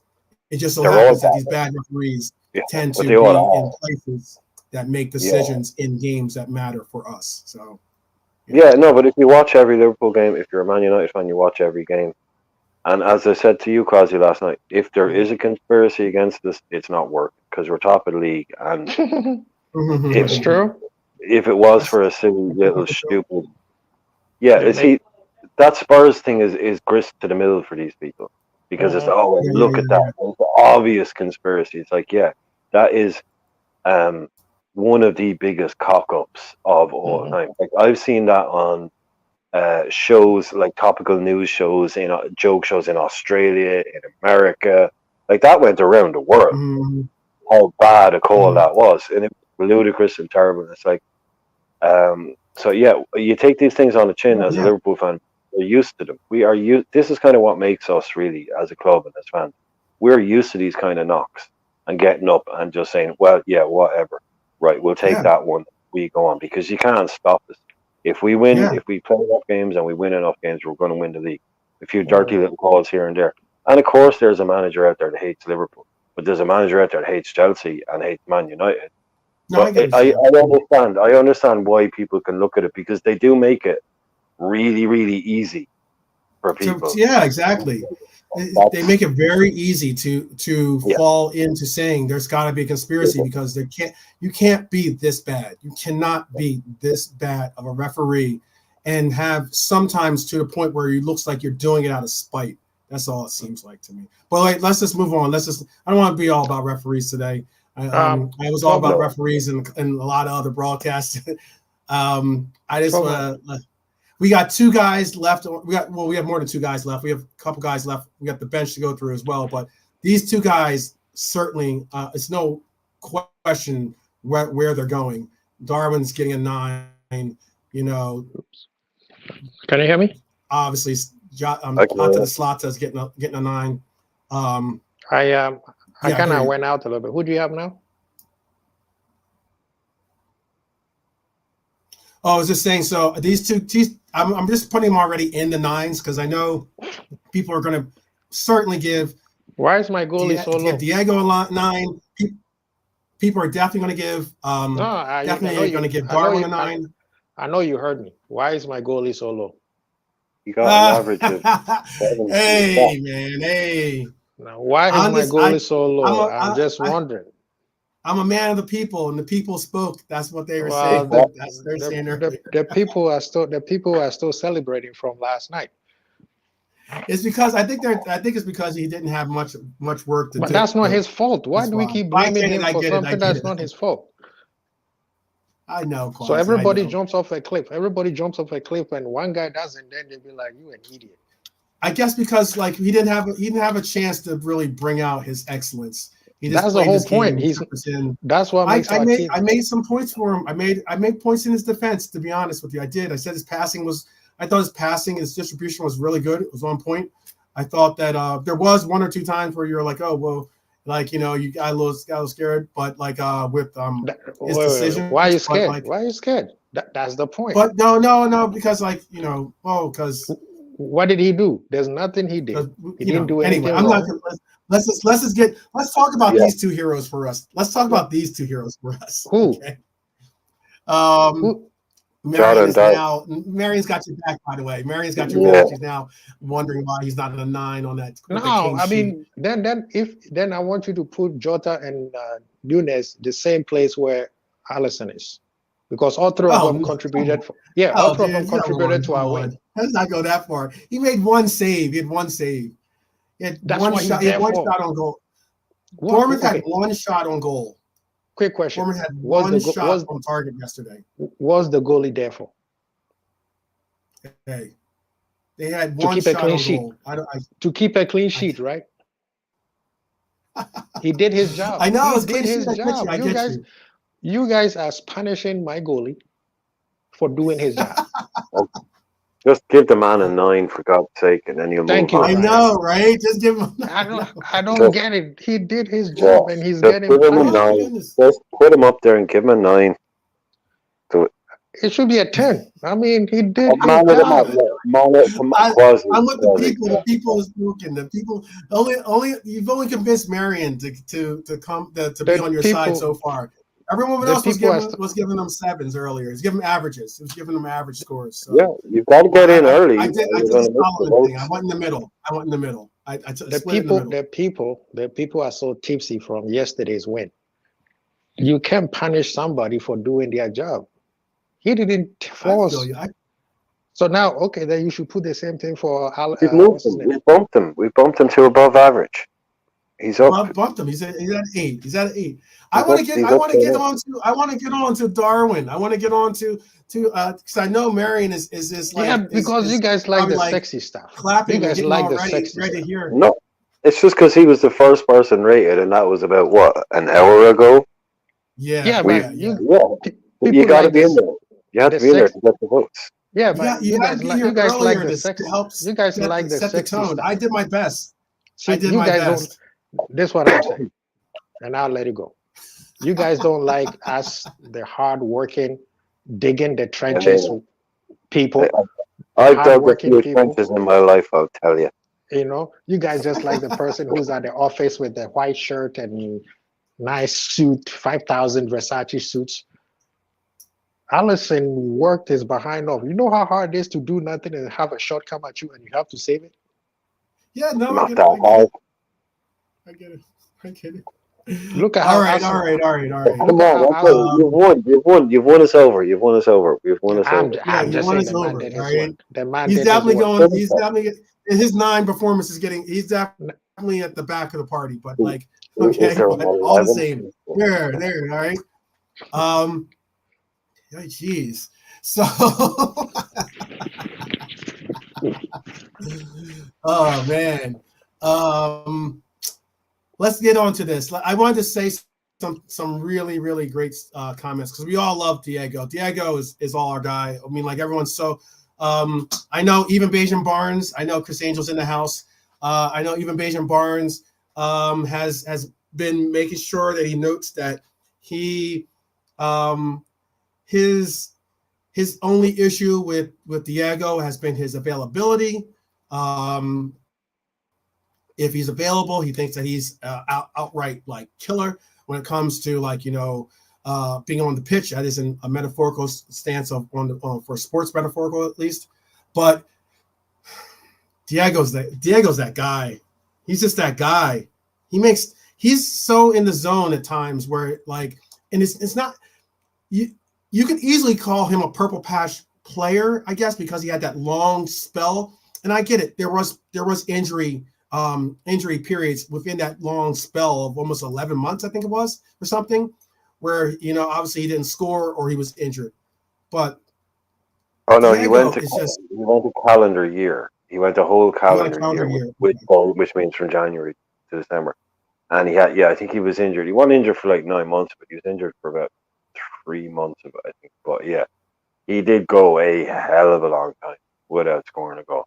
Right. But right. I mean, it was a rough time. It was definitely rough.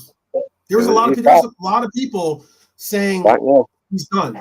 There are a lot of people saying ship him off, get what we can for him. There's a lot of people saying those comments, and I think because also it was a calendar year, but it was also like it was technically then 2 seasons then, right? Wasn't it like that? Yeah, it would have been the end of the back end of one season and then went into the next, right? And then he came back and then got injured again and went out for a little period, right? But like who was saying it was Barnes who was saying it was just the injuries? And he was saying that Barnes and I got into it because I was saying that he's high on Ivan Toney, for instance, and he thinks that Toney is he wanted to go get Ivan Toney. He was saying that he would, if given the opportunity, he would ship Toney he would swap Toney for Diego. And I was saying that's crazy. I'm like, considering that they're, I get the injuries and everything else, because there was the injuries that he got for the champ. He got the injury after that Champions League game where I think he scored a hat trick in that game, didn't he, or something like that? Then he scored, he at least got a brace, if not 3. And it was the goal. It was a game that Klopp should have probably taken him out, but he didn't. He let him play, and he got injured in that game. And then that was like a little bit of that started kind of like the injury spells for him a little bit here and there. But basically, I'm speaking, as much as I can for Barnes, in that he said that he would trade Diego for Toney.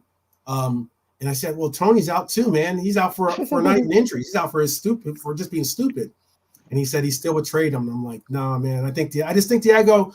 I understand Toney is a talented player.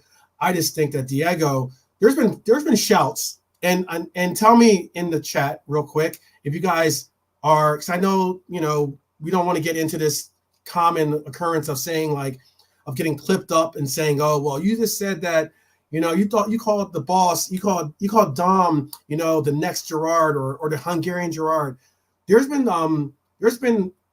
Jamie Carragher and actually Lawrence McKenna, who also I follow him a lot. Both called him this player, and they called him. Oh no, it wasn't Lawrence. It was it wasn't Lawrence. It was Drifty. Fowler, he said that he's Fowler-like. Oh no, it wasn't even Drifty. It was Cal that said the comment actually, and he said that he's not saying that Diego is better than Fowler. He's not saying he's on some level of Fowler. He's saying though that his finishing is Fowler-esque. That's what he said. That's what Jamie Carragher said. It's fine. It's fine to say something like that, as long as anyone doesn't run with it and go like. Jamie Carragher will know himself.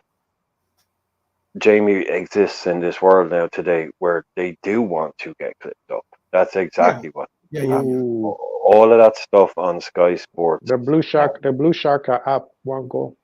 Yeah, they want to be able to clip up everything they say and put it on Twitter within 20 minutes. So Jamie will know what he's saying, but like you're talking about Fowler, probably, potentially, easily the best finisher in the Premier League, equal with other players, but there was nobody routinely described by anyone that matters in football as probably the most natural finisher ever to play in the Premier League. Mm-hmm. So yeah, what he's saying, he's comparing Jota to that. That's fine. That's cool. Run with that if you want to run with that.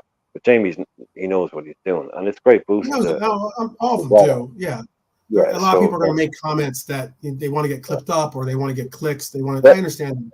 I'm just, no, but you know, I'm not best saying Cal is that person. I'm not Cal. I don't think Cal's saying it because he wants to get clips or clicked up or whatever. You know, No, so if you believe it, like if you genuinely believe it, go ahead and say it. Like if you genuinely believe something, have at it. Go ahead and say it. We can talk about it all day. But if you're just saying it just for I don't know, Drifty. But I've been saying it for ages. I think Gakpo is potentially one of our best finishers under pressure. Yeah, Gakpo is. Yep. Preach. He's a real. That guy can find the bottom corner. That's a more of a Fowlery thing than. But I understand where Jamie's come from. I think Jota is also potentially up there as one of our most clinical finishers. I think above Darwin probably, but like Gakpo, it's not going to make much sense to say it. But I think him under pressure at the moment, yes. But yeah, look, Jota is someone that has always had this in his locker, but it's always been: is he better off the bench? Can he stay fit? Da da da da da. Mm-hmm. Right now, I don't know about this news. I've seen a load of people saying it, so I'm assuming it's true. This thing about Salah being out for 3-4 weeks. It's politics. Leave it as that. It's politics. Let's not bring bad news to the party just yet. At least. Well, I mean, Jota's going to have a lot more game time now. I mean, if that is the truth, then Jota's going to have a lot more game time. So, right now Egypt is losing right now. So if they lose today, they're out. That'll be big. Are they playing Cape Verde right now? Mm-hmm. Oh yeah, if they lose that, they're out, right? Okay. What is was it half? Was first half, second half? First half. First half. Okay. Yeah. So we'll have to wait and see. We'll have to wait and see on that one. See how it turns out because a lot of the games in the AFCON have been really like high scoring, very open affairs. Cote d'Ivoire just got beat by Equatorial Guinea, which makes no sense to me. I did not envision that. Yeah, there's a lot of games that are just like head scratchers and very open-minded, open play style games. A lot of fast-paced games as well. A lot of scoring, exciting games too. Fun, entertaining games. I would say certainly entertaining games. AFCON is one of the best tournaments you can. Like, there's always some like really super defensive teams, like Egypt, pretty defensive side. But when you get a good game in AFCON, they're proper entertaining. Oh yeah. Like, it's high quality players. You got players like Osman, Abubakar. You got these kind of guys out there, but it's not bogged down in European tactics where it's just slow or anything like that. Let's go for it. It's really entertaining. Yeah. I'm gonna go.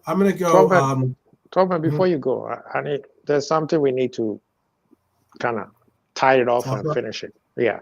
Okay. If you're anybody who says, I understand that Lucho is going to go through PTSD, but as soon as you use the word bad, that means forget the PTSD. If you understand that he's going to go through the PTSD, then don't put a timeline on when you think he's going to able to overcome PTSD. There's no time limit on PTSD. All right. So if you understand that whatever he went through is traumatic, then don't say, well, but his form is dipping. No. If it's traumatic, it could be traumatic for generations to come. Yeah. Nobody knows when trauma. Trauma never leaves you anyway. Trauma really never leaves you. It never leaves you. It's about how you cope with it. It's about how you cope with it. Exactly. So if you're gonna understand that he went through a traumatic experience, then don't put a time limit and say, well, it was a long time ago. Oh, well, but he needs to perform better. If you understand that that trauma is affecting his performance, then you don't know when he's going to ever get over it or cope with it. So that's why we say, let the man Yeah, let the man Let breathe. the man breathe. And if he's, well that's said. it. Yeah, well said for sure. I wanted to go and make a case though for hopefully Redbird's still in here and hopefully Marion's still in the chat because I want to make a case for our guy. Oh, I know there's a love-hate relationship with Darwin with a good bit of our fan base. The good majority of us here today have high praise or at least love for him we want to see him succeed. I don't think anyone wants to see him necessarily fail. I shouldn't say that. I just say there's a small minority that do, but just to prove their point. But realistically, I don't think his failure ends up being our failure. So I don't think they necessarily want to see that. No true Liverpool fan wants to see our 65 million pound forward not do the business. Right. Yeah. No. You would think. You would think, but there are people that were against him. They were against the $65 million move. They've never been for the $65 million move, and therefore their way of combating that move is to hate on him, not give him a chance, not give him every opportunity, every misstep that he makes, they're quick to pounce on it. I think that one thing, this is what I wanted to say with this little with my little soapbox here, is that in this game, let's just be honest, his goal was the goal winner. He scored the first goal in this game against a Bournemouth team that was heavily touted as being possibly one of the toughest games on our schedule so far, considering that we have considering the form they were in. Okay, but let me say this though, Darwin. And this is the stat that I hope that I'm sure you guys are going to see this statistic or this little stat pretty much a lot of different places. But Darwin has just become, with that game-winning goal that he had against Bournemouth, Darwin has just become the first player in the Premier League this season to have 20 GA with 10 goals and 10 assists in all competitions. He's the first player to do that. And that is a real and I'll put this question here. There's a little trivia, makeshift trivia that I kind of made up myself. Hopefully I don't get it completely don't hammer the question, but because by doing that, by having 10 goals and 10 assists the way he has it, he enters rare air, actually. Really rare air for a Liverpool player, that is. Okay. Let me see if there's only so the question is this to the chat and to the panel. Maybe the panel helps you out. Maybe they end up helping you out for it. There's only 2 players in the Premier League, in their Premier League history, that have gotten 10 plus G and 10 plus A, 10 plus goals, 10 plus assists. Okay, in a season. There's only been 2 players for Liverpool that have done it. Can you name the 2 players? For Liverpool. Oh, right. And one player, I'll help you out. One player has done it twice. One player has done it twice. The other player has done it once. Can you name those 2 players? Suarez and Gerrard. Okay. Suarez Brian, and Salah. Why you gotta make it? Why you gotta be a party pooper, Brian? Is that right? Is that right? It is correct. Yeah. Suarez and Gerrard. So much for breaking out a stumper. Mo is not in. Mo is Mo. I think Mo is not necessarily. Mo made it last year, so maybe there's 3. Maybe there is 3. Because I think Mo did get last year. But the stat that I know that is that Gerrard has done it twice, and Suarez has done it once by getting 10 goals in all comps and 10 assists in all comps. So yeah, and Suarez has done it once. That was a statistic it was a show. So maybe the show that I was watching got maybe missed out on putting Mo in that comp, because I would think Mo probably does qualify for there. I would be really surprised if he doesn't have at least 10 assists in one season and he scored way more than 10. He scored way more than 10 goals. every year. So if he doesn't have more than 10 assists in one season, I'd be shocked. I think the 1 year, because now doing a quick double check in my brain at least, he did like tie the, assist leader. He was the assist leader 1 year. So I'm assuming that he was probably double assists. And that year he probably was double. I mean, he's had almost 20 plus goals almost every year. So yeah. But Stevie G, I know Stevie G and Gerard are part of that trivia question. But all the same, all right. Brian kind of already took that stumper and took away that quizzo moment for us all. But I wasn't surprised because Quasi and Brian both are historians of the game. But look, I can't say enough about this young guy in that to have that means something, man. I get people want goals from this guy. I get that I get that the opportunities and the chances that he's created and the misses that he's made and everything else are so prevalent in people's mindsets when it comes to evaluating Darwin's. But again, it almost goes to what Quasi said about Lucho, like what we expect and what we are going to get out of our striker is a little bit different than what you normally expect from your everyday striker. I mean, we had to learn that the hard way when it came to accepting Bobby as our striker. And how many times do we have to defend Bobby as being one of the top strikers in the world? But just because he plays a false nine doesn't mean that he's less of a striker. He's playing the role in this system. And this role in this system is getting not only creating chances for Darwin, but Darwin in turn is creating chances for Diaz, creating chances for Diego, creating chances obviously for Mo, who's eaten a lot of the assists have been to Mo, in that regard in his campaign. So it's such a weird situation when sometimes I'm sitting here defending this guy in the sense of saying I'm seeing development. I'm seeing true development in this player. I think people hopefully recognize that eventually. How you feel? We'll go Quasi then Brian, and tell me how you guys feel about it in the chat too. I don't know if I'm going to get claimed as being too much of a romantic by making that statement, but I really honestly believe it. He showed composure on that first goal. Real good. I mean, that was a well placed. That was possibly the most fluid I've seen this team possibly this year. I'll admit that. In the way that the ball went from Curtis to Diego to Darwin for the goal. I thought it was very well placed. The passes were well placed and put into the proper spots for it to make that happen. But but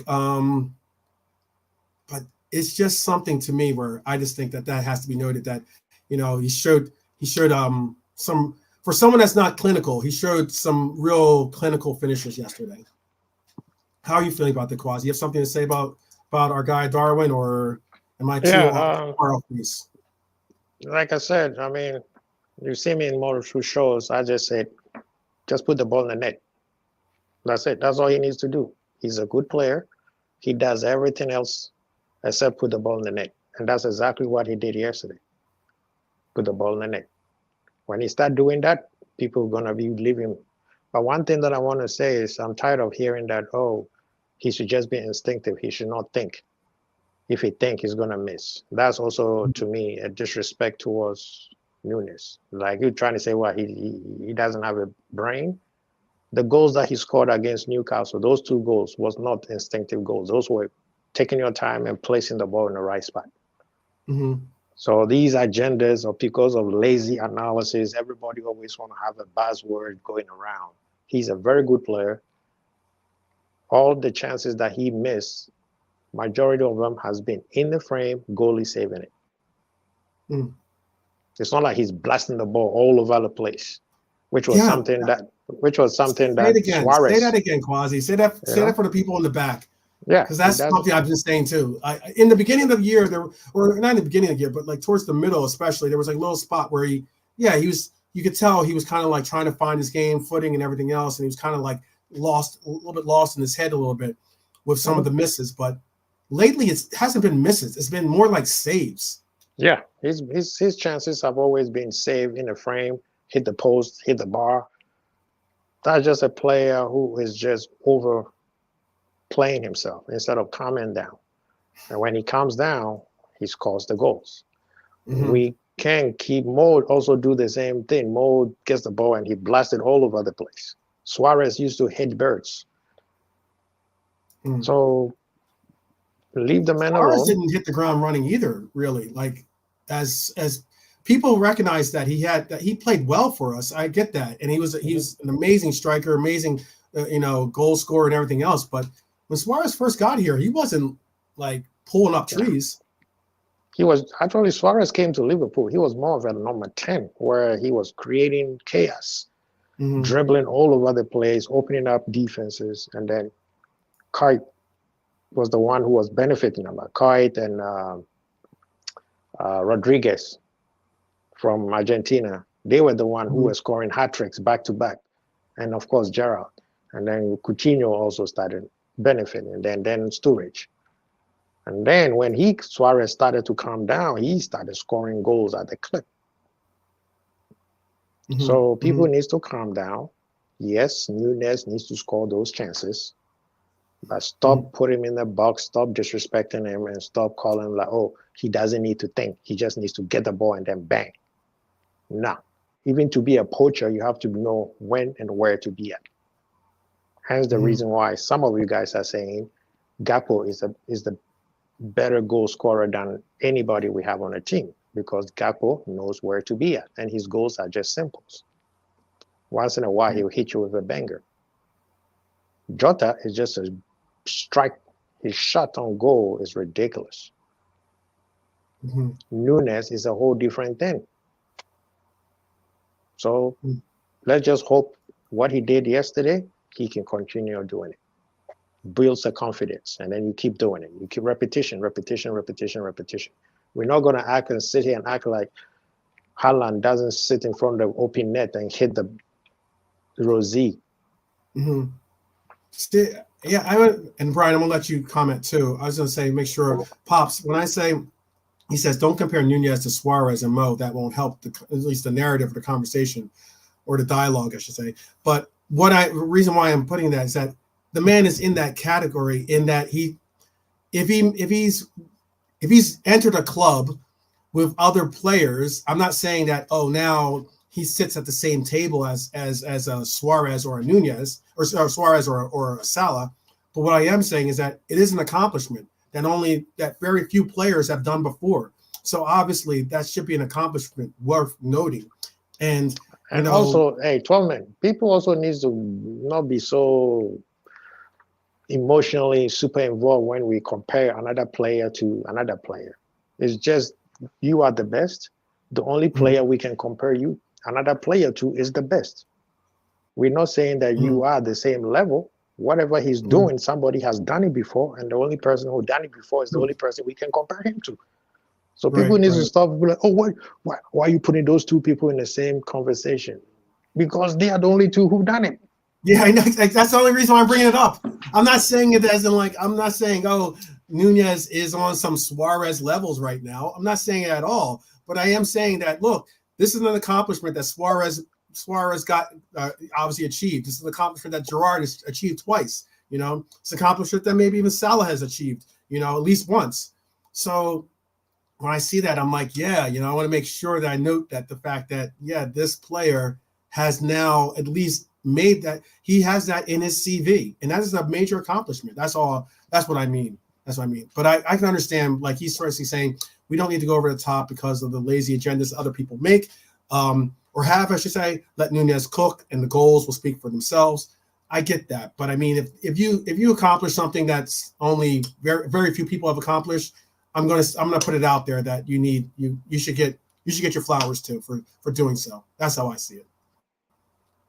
Brian, did you want to say something about Nunez and how what maybe finally getting that goal scoring monkey off his back, because he's been in a little bit of a rut when it comes to scoring lately. Like the last thing Quasi said, let's just hope he can keep doing that. That's just what he did yesterday. Let's just hope he can keep doing that, because that's what will eventually really just shut everybody up. Is if he just starts scoring goals again. Like this is another conversation that is bordering on almost tedious. This whole Darwin this, Darwin that, Darwin this, Darwin that. We just need to let it rest for a while and talk about something else. Because, like you said, every time he does something in a game, every time he does something good, every time he does something bad, the keyboards light up, the switchboard lights up, and it just needs to chill out a little bit. Because I've stood back from this as much as I can and tried to watch it, and I can fully agree with what everyone says in terms of the negativity and all of that. But a lot of this, not a lot of it, but some of it is being driven by the complete over the top praise that he got before the seasons was starting. So it was people fighting back. This is where this came from. This was, and I'm talking. There's two people I know in particular, and I've called them out on this. They've said recently, we need to stop putting pressure on this guy. And I said, hey man, I'm sorry, but we had teardowns in the chat before the season started, where you were saying, I think Darwin should be scoring. Should was the word. 30 goals in the league this season. I'm like, oh come on, can we just chill out? He's like, no, why do you hate Darwin so much? Why don't you think he can score 30 goals? It's like, no, let's just be realistic, man. You had so much of these hype merchants for Darwin that came out. This is where a lot of these guys are just trolling people out there. Because, like I say, there's a middle ground in absolutely everything. So let's just let the guy do what he does. Let's not overhype him when he does something bad or when he does something good, and go all in on him when he does something bad. Let's just let the stuff finish out. And yeah, the goal contribution, this is all fantastic. So if he finishes up the season with 20 and 20, wow, okay, let's go. You know what I mean? Let's go. Let's have that all season. If he can refine the things, Quasi, I would pick you up on something you said a little bit. You said that people are saying he can't finish when he has time to think. He doesn't need, if he has time to think, he messes it up. But then what you were also saying was like, he just needs to be calm in the finish. Yeah. He just needs to take time. I think it's more, that's what people mean. It's just be calm in the finish. Don't try and overcomplicate it. And this is what I was saying about that goal yesterday, which is what I said to you, I want to see us doing more of. Quick interplay. Jones to Jota to Darwin. The pass tells the next guy what to do. Darwin, just finish it that way. No need to overthink it, but it's not a slanging on them. They don't overthink it. It's just, let's just, be chill, be calm, bury it in the bottom corner. It's what you want to do is you want to make the game an 11-a-side game until you get into the edge of the box, and then you make it a 5-a-side game. And as soon as it becomes a 5-a-side game, pop, goal. And he can do those all day long. He showed it yesterday. He can do all. But let's also, where did he score both his goals yesterday? From the central position. So that's where. No, he drifted. He drifted but that's where he was when he scored. Yeah. He was in the middle. Yeah, but that's what we're saying, right? Let's keep getting him into the middle. Let's keep giving him, feeding him chances, and let him go. Let him run. Let him go. Let's finish up the next. Okay. Go ahead. I wanted to just complete the narrative. I wanted to end that narrative of he needs to play left wing. He's not a striker. He can't play from central positions. That's silly. That's a silly one. What I was I'm sorry, Brian. I didn't mean to step on what I was going to say with Brian is he's on the left and then he drifts into that position. So he's running into the ball, and like some people say, he doesn't have much time to think, and then he just hit the ball and then it goes in. But when he's in the middle, when you are in the middle, you have to do certain things. And if you are not calm yet, you don't have that presence of calm where, there are some players where they get the ball. You'd be like, bro, you have the ball for like 5 minutes and before they shoot the ball. And it's like, why did they get so much time? Why do players like Lewandowski, he could literally hold the ball for like 5 seconds and then shoot the ball, right? Certain players is like, they just off the cuff. He just needs breathing exercise and relax. And I think he has been getting it because the chances that he's missing again are all in the frame. If he was carrying them around the box and killing birds, then I'll be like, okay, this guy is not thinking about. He just, you know. But this time, you could tell he's breathing. He's taking his time. What about this then? And ask Pry and Quasi for their opinions on this too. So there's a couple comments. I'm going to read them out. Read all four of these comments out first. It says, I also maintain. Dustin says he also maintains while Salah is a focal point, what people are asking Darwin to do is not so realistic based on our system, but move. And then this was what kind of got this little fervor going on because Redbird 9 says Rastacrap. Oh no, you went there. But according to Redbird, went off the deep end. So this is what it is. This is what the question is. He says this is going to sound terrible, but our front three flows without Mo. Do you agree with Rasta Crab, Ryan? And then Quasi, I know Quasi's at work, so if when you get a chance, Quasi, and you hear I'll repeat the question if necessary. But do you think that our front three flows better without Mo? I someone answered this question earlier today in the segment. I said how my feelings are about Mo, said my feelings about Trent, and I think that you don't have superstar world-class talent like that and say that and not figure out a way to get them onto the pitch. That's just plain and simple. But do you agree with this question? This is a really horrible question. Like, this is really, really difficult. This isn't just something that I just go, oh, you know what I think about that. It's like, okay, so you want me to construct something where I'm talking about, are we better without Mo Salah? That's what it said. I mean, like, I'm not saying that. I know it's not you. No, I'm talking it's Crab. This is Rasta Crab asking the question. He says when Mo plays everywhere, everyone is looking to pass to him. Yeah. But and then he says, I think Mo on the right doesn't help Dom game as well, to be honest. And he's not saying that, and then he's not saying, that I think he's not saying we're a better team without Mo. Yeah. I think he's saying basically, we're not saying that he's not saying that Mo shouldn't play. He's just saying basically that our front three seems to be more flowing. And apparently Pops is agreeing with them somewhat, saying the front three was interchangeable and worked so well. Not agreeing agreeing with the fact that in this particular game, the front three. Okay, I got you. In that second half, because that first half, I don't think it was like, an amazing first half for us. I don't think it was like two tails of two halves for us. I think second half we really, figured out, to gauge the wind and everything else and how our passes have to be. We our fitness was better than theirs and all those different things like kind of factored into us being able to, and the fact that originally we came out in Darwin on the left, Diego in the middle, and Diaz on the right. And in the second half, we came out with Diaz on the left, Darwin in the middle, and Diego on the right. And that seemed to work much better for us. So I just want to keep that. I just wanted, Barnes is after saying that's not what he's saying. That's fine. I wanted to know kind of. Well, yeah, look, it did flow. It's like, does it flow better without Mo? This is what I was saying to you guys last night, about how brilliant it was that the guys that are on the pitch can win a game when the main men, Robbo, Trent, Salah, aren't on the pitch. And it is an obvious, or it's a natural thing, especially when you're a new player. It doesn't matter how good you are, a new player in a new team, where it's Mo Salah's there, give the ball to Mo. That's Mo Salah, pass the ball to Mo.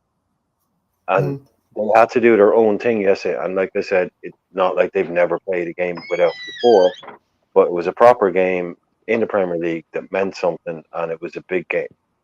So that was really good that they were able to do that without Mo. And it did. Yeah, I get what the boys are saying, and I believe that as well. It's when the ball constantly goes to Mo.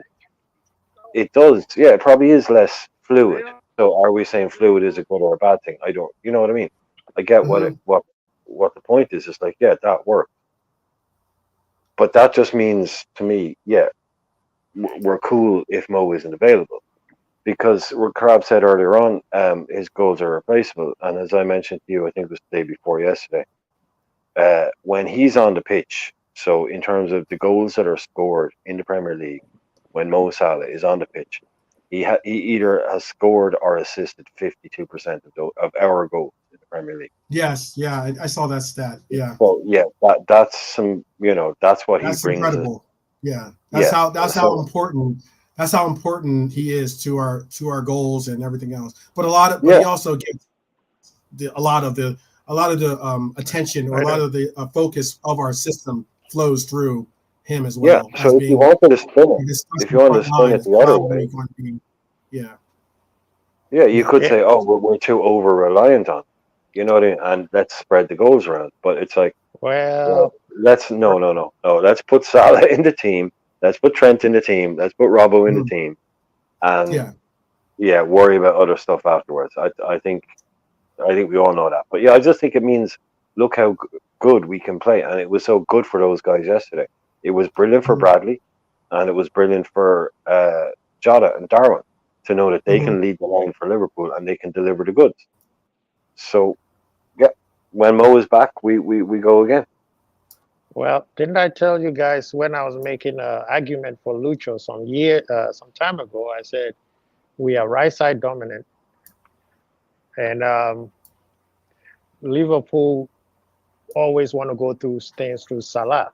The fact that Salah is not there and Trent is not even there makes the team balanced. That's all people saw, just a balanced team, which is, like Brian said, very, very good, and it shows how good the manager is.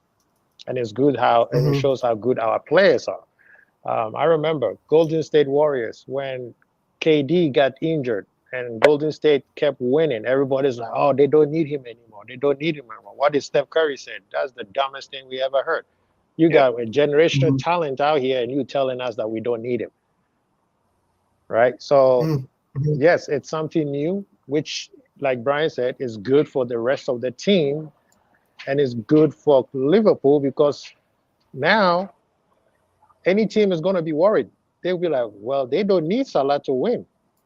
And if Salah comes in, that's another problem. That's exactly the point I was trying to make. That's exactly the point I was trying to make. Right now, I'm pretty sure you guys have heard all this politics going on around Salah because they want him to come to Liverpool. The Arsenal fans, a.k.a. Igal, trying to make an argument, say, oh, he loves Liverpool more than Egypt, blah, blah, blah, because they're scared. That's silly. That's silly. They're scared. And we already proven to you that we can beat you without Salah. So this is something that it's fun to talk about.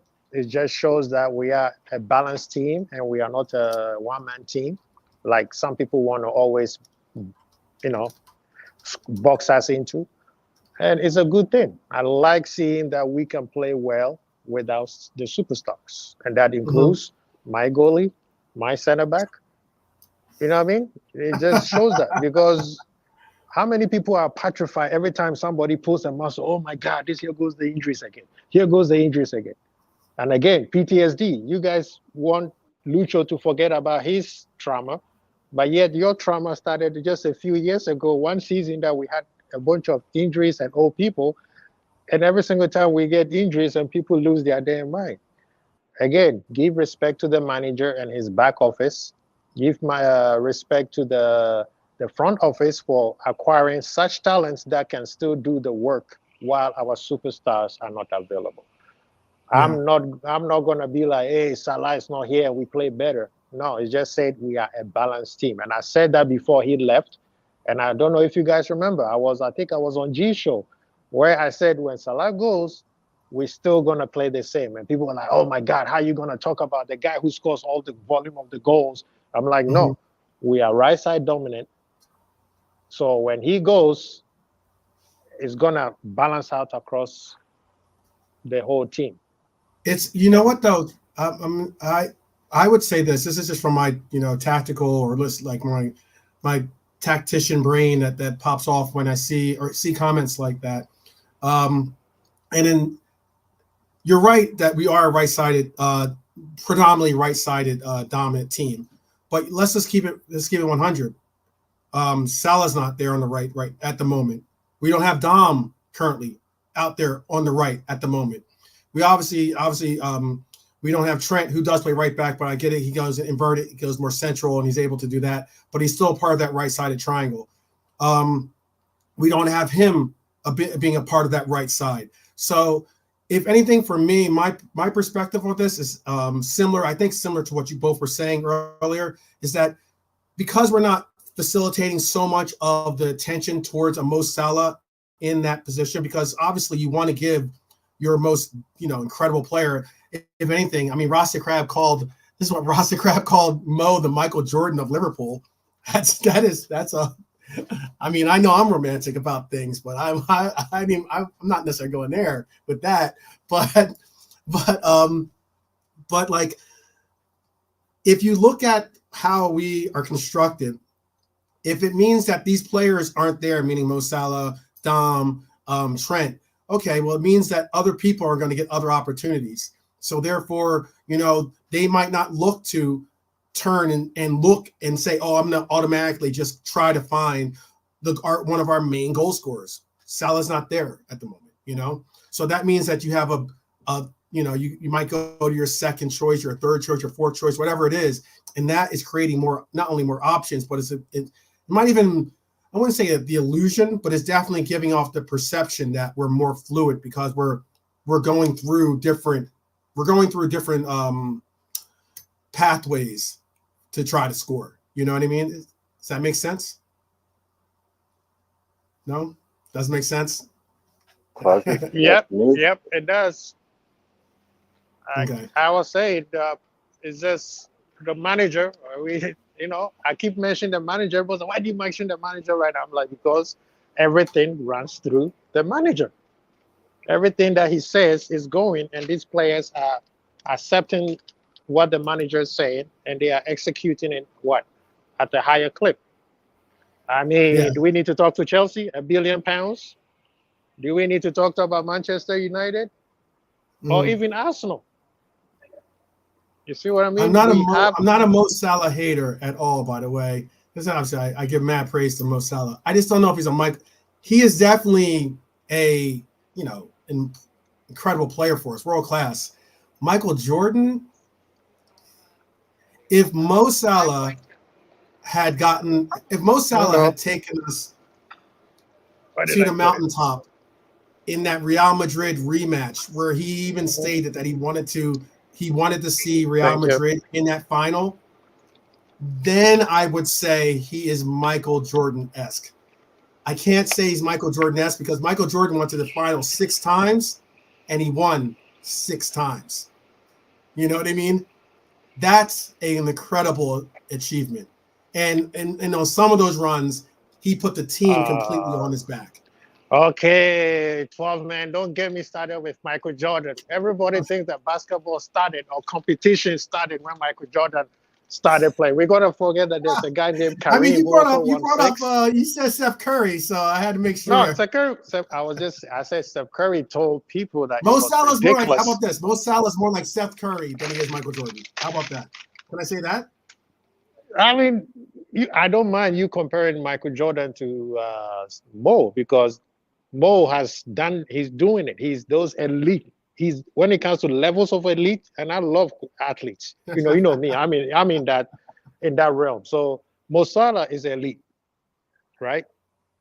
Yeah. Michael Jordan is elite, but we have to understand there's levels to this thing. You see what I mean? Yeah. There's levels to everything. The reason why I'm just getting hard on you is like people always talk about Jordan, like he's the only athlete who ever did it. I mean, we're gonna forget about Pele. Not. There's plenty. Magic Johnson, Larry Bird. Bird. I mean, Kareem. If we're talking about basketball, certainly. I just meant that. Look, Steph Curry, to me, he's an amazing player. I think he's one of the catalysts on a great team. Obviously Michael Jordan was is looked at as being the greatest basketball player of all time. Do I think Mo Salah is the greatest player of all time in football? I'm I'm probably going to get clipped up for this, but I do not think Mo Salah is the greatest football player of all time. What will happen is you get lynched when you go outside. People will find you. I know. You know, but no, Mo, we have to give Mo his respect. But he's world class. Of course, he's world class. He's world class. I don't even say he's world class. I say he's elite. That means to me, elite is above. Elite is above world class. You know, and there's always just a few of them, right? There's only a few of them. Things they do, the way they take care of themselves. Messi is elite. Ronaldo's elite, but there's levels. There's levels between Messi and Mo Salah, right? I'm not going to put him in the.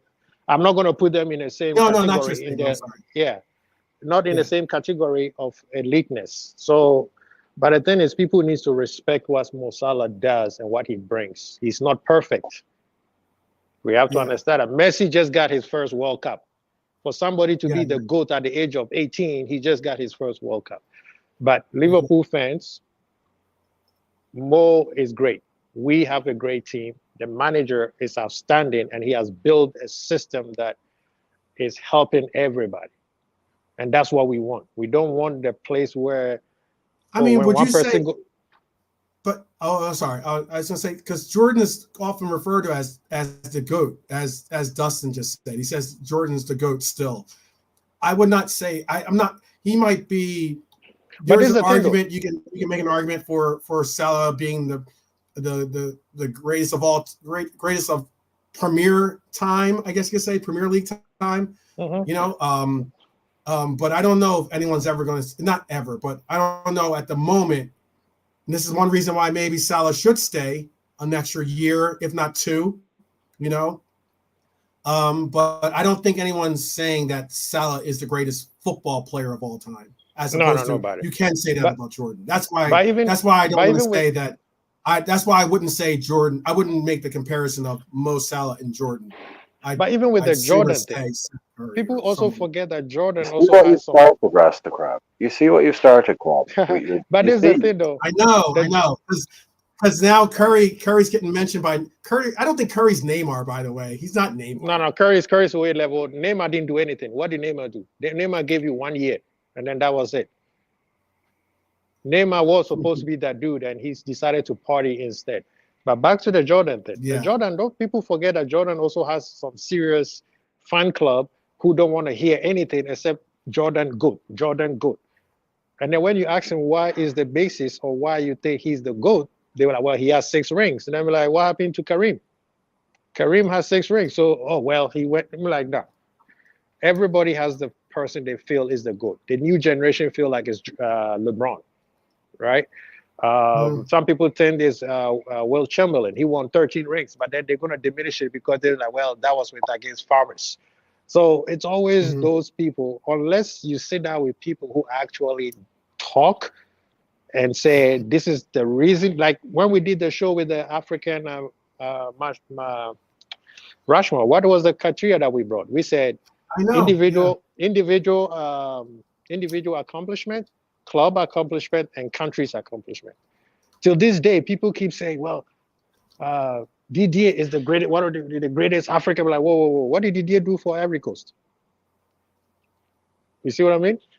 Oh, Mo Salah is one of the greatest, is the greatest African player. What has he done for Egypt lately? You see what I mean? So a lot of people are very like, the right now type of thing. He's hot right now, and then a year later, screw him, the next one up, who's hot right now, and then right now. You have to contextualize it. With me, I say Maradona is the greatest of all time. You can't change my mind. I don't care who you bring. But Messi did some crazy things. Pele won 3 of them. You know what I'm saying? Right. Look, I'm not saying that Mo Salah isn't, as you put it, and I made sure I made the reference in the chat too. I'm saying he is not only world class, he's the elite of the world class currently, and certainly currently. Okay, like as in if he's the 1% of the 1%, I'm saying that certainly. But do I think that he is like the Highlander of it all? I don't know if anyone watches Highlander. It's good series, good show, good movie. You know, there can be only one. Do I think that Mo Salah is the greatest of all time? God, no. No, I unfortunately don't. I think that there's an argument being made that he definitely is one of the best players of the Premier League, the history of the Premier League for certain. But I don't think he is the greatest of all time. The conversation for the greatest of all time used to be 5 people. Now entered Messi, so there's 6 of them. And if you were to sit there and say, okay, we're gonna pick who is the Don Dada out of those 6, it's like playing Monopoly. You're never gonna finish. Yeah, everyone's going to have their own forward. It'll all be the same, but then you get 1 or 2 different. So exactly, you know what I mean? Yeah. And with me, this were my 5 kids: Pele, Maradona, Kaiser, God bless his soul, rest in peace. George Best, and then what's his name? Oh, I forgot his name. Eusebio. Yeah. Okay. But now you need a top 21. Now you have Messi into that 21. Category now. Yeah, you know you need one for each of those 21 kids now. So you got to get 21. Oh, when you do there's the 21 lots of players out there. There's lots of players out there that anyone could argue is the greatest of all time. I mean, it's very difficult for me to say, oh well, is he better than R9? I know, I get it. He's not playing the same position. He's a winger that's scoring like a striker. That's something Rasta Crab said too earlier. But I also know that R9 was one of the most incredible players I've ever seen in my life. He was getting there. That's not even talking about Ronaldinho. There's eras of football that some of these players are just they were just oozing talent, basically. They had so much talent that they could probably hand off and still be great. And that's not including R7 or not including obviously Messi in that conversation. Those guys are all fantastic players as well. But I mean, yeah, but this is even going back. Let's not get it twisted too. I mean, I didn't watch this individual play with my eye test, quote unquote. Thank you for saying that, because that's why when Brian made the statement is so important. Say you have to make another list for the new generation, right? But this is what I always tell them. I wasn't there when World War II was going on, but I had to study to find out what happened. So people who keep always saying, well, I didn't watch Pele, so I can't talk about that. Then you shouldn't be talking about who is the greatest of all time, because go do your work, go do your research. The game did not start when Messi and Ronaldo started competing against each other. You see what I mean? The players that you just mentioned, the R9, the R10, personally, I felt like if he has taken the game seriously like Messi did, would have clipped any player that would have ever come before or after him, because this guy was doing things that you do in the PlayStation. You see what I mean? He was the last of a different generation. He was the last of a different generation. R9 did not take care of his body, right? R9's body, his skill set was way too much power for his body to deal with. His knees were blowing up because he was so fast and he was cutting. No one has ever seen something like that. Ronaldo. You should do a top 10 show. You should get people on, man, and everyone can do their own top 10 or. It looks like I'm gonna have to. It looks like 11, maybe even about 11. You could do an 11 or something where you all best 11 and put it into the generator thing that plays each other.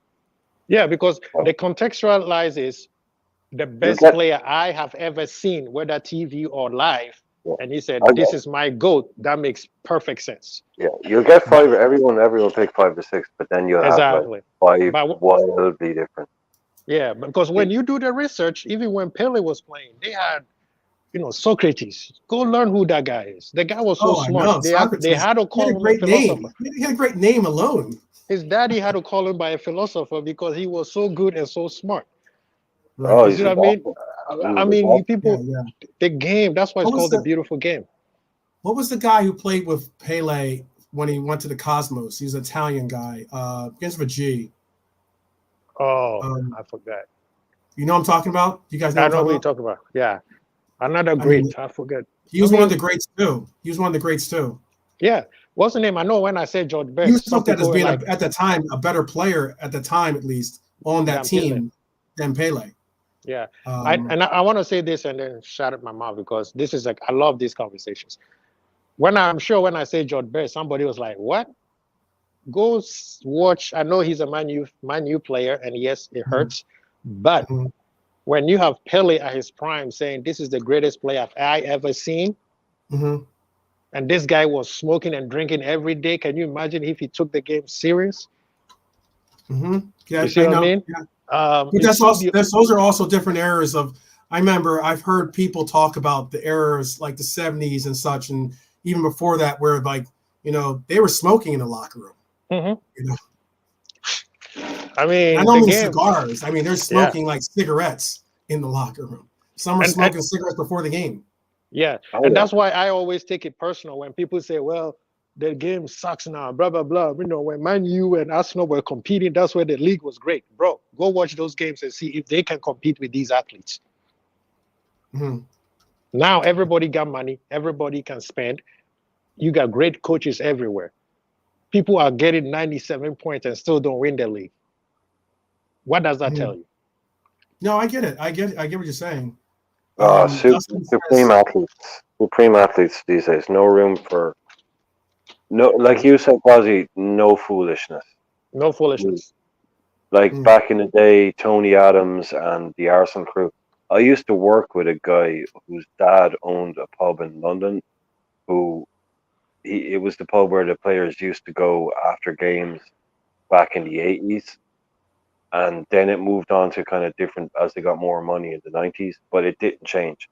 It was the same culture, the same guys. It was 6 or 7 Arsenal guys down there after training, 6 or 7 pints, plenty of fags.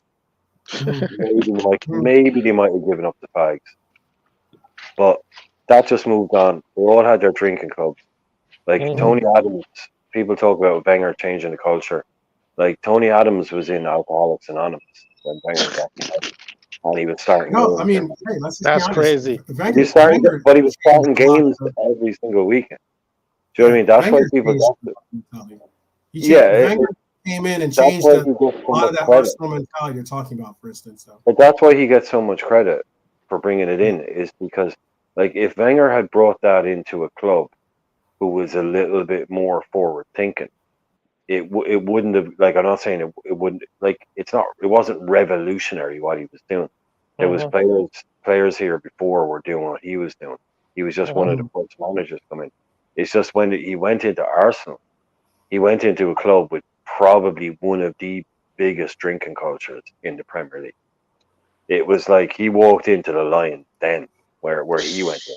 That's why he was so kind of, the players there, was such a big change, because they were like, Arsenal players were going out on the lash 4 or 5 times a week and twice on Sunday. Yeah, it was still crazy. It was an 80s vibe there when he got there. Ray Parlour, Tony Adams, all these boys, they were proper old school. And he just comes in and goes, nope, no more. Tony Adams off the A, and then he wins Premier League titles with Tony Adams. Unbelievable, man. Absolutely, yeah. What Wenger came in and did, and what was going on there at the time, yeah, you'll never get that type of football again. All these kids now, some of these kids have probably never had a drink in their lives. Look at somebody like. You see that one, Dustin wanted to make sure, Quasi, that you heard this. Said Curry and Neymar are both a-holes with massive talents. He said Curry is successful. Neymar is a successful Neymar, but player profile suits each other. That's what he said. Okay. Can I jump in? Yeah. Look at what Neymar has won. Tell me he's not successful. Thank you. That's one. Thank you so much. Thank you so much, Brian. And two. Stupid comment. Sorry, not stupid. Sorry, that was rude. That was rude. No, I'm sorry. No. I genuinely want to apologize for that. That wasn't. All comments are welcome. Okay. The chat that we deal with is pretty cool chat. I enjoy the fact that that it's not to a point where you're gonna have your trolls and everything else out there. But Dustin's saying that from a genuine place. He's not trying to be like dismissive or no. I understand what he's saying. He's at that level. Those athletes are setting mentality. You can't be setting mentality to if you don't want to get there. I won't use that word, but I understand. However, the difference between Neymar and Steph Curry is Steph, even though everybody is talking about Michael Jordan is the greatest, Steph Curry changed the game of basketball. Neymar never did change the game of basketball. Well, that would have been difficult. Well, yeah. You see what I mean? I mean, yeah. Ronaldinho changed the game of basketball. Messi, yes. Cristiano, yes. Neymar never did. He was supposed to be the one who takes it to the next generation, and he did not. Steph Curry Steph Curry is what, 6'3", about my height, and makes everybody Steph Curry is like taller than people think, by the way. Yeah, he's real tall. But because people think of him as being like Allen Iverson height. Yeah. He was like Allen Iverson was like 6 foot, maybe 6'1". Yeah. Some even said 5'11", but he's somewhere like 6 foot. But guess what? Okay, even Iverson. The stuff that Iverson doing, not everybody can do it. Steph Curry has everybody thinking that everybody can shoot a three. So you got kids out here instead of practicing their fundamentals. What are they doing? Chucking 3-pointers from halfway. 3-pointers from like half. You see what I mean? Yeah. So Neymar, yes, was supposed to change the game, but he did not. He's known more for what he did outside football than what he did for football. On the pitch. Yeah, I get you. Messi is known for what he did for football. Ronaldo, what he did for football, and then all the greats that you mentioned, you would know that what they did for football. If you are not known for what you are supposed to be do for football and outside, hence the reason why Souness is always hard on, and sometimes a little bit too harsh on Pogba, because it's like you are a talent. You're supposed to change the game, and then all we know about you is Twitter this, Instagram this, da-da-da. And yes, he's old school, so we get it. But he's not wrong.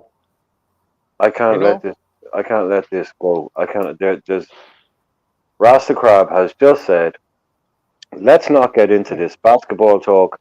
I hate basketball. Rasta Crab, you started this whole thing. I know. 15 minutes ago, Rasta Crab, you came in and said, Salah is the Jordan of Liverpool. You started this whole thing. Yeah, Rasta Crab.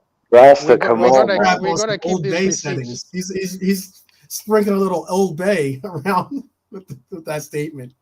That's funny. Yeah, real quick. I wanted to make sure I got these comments in because there's some good comments here. It says, Rasta Crab again says those guys are great, but they didn't do any. They ain't doing what Messi and Ronaldo are doing now. What did they do? That's again one question. And nothing that Messi is doing that has never been done under the sun. Right. Okay, the volume of goals. Okay, I'll give you. But they say Pele scored official 1,000 goals. So you gotta let me know what Messi and Ronaldo are doing. That, and also we also have to understand. Even Ronaldo himself are coming out and say, well, the best player award now is. It doesn't mean like, I'm paraphrasing, of course, but it doesn't mean like what it's supposed to mean. Of course, because it became Adidas versus Nike. Right. That's what it became. It became corporate. It wasn't about who had the best season that year. The year that Iniesta won the World Cup for Spain, and they gave the Ballon d'Or to Messi. Okay, I'm questioning you. Why? Right? Yeah. They both won the same amount of trophies. Yes, Messi scored a lot of goals, but guess what? He won a World Cup. Yeah, I think, it would have been different too if there was a period where Messi and Ronaldo did face off against each other, but it would have been different if Messi and Ronaldo were facing off a lot of times in international cups, or like, in whether but that's why it is. When it becomes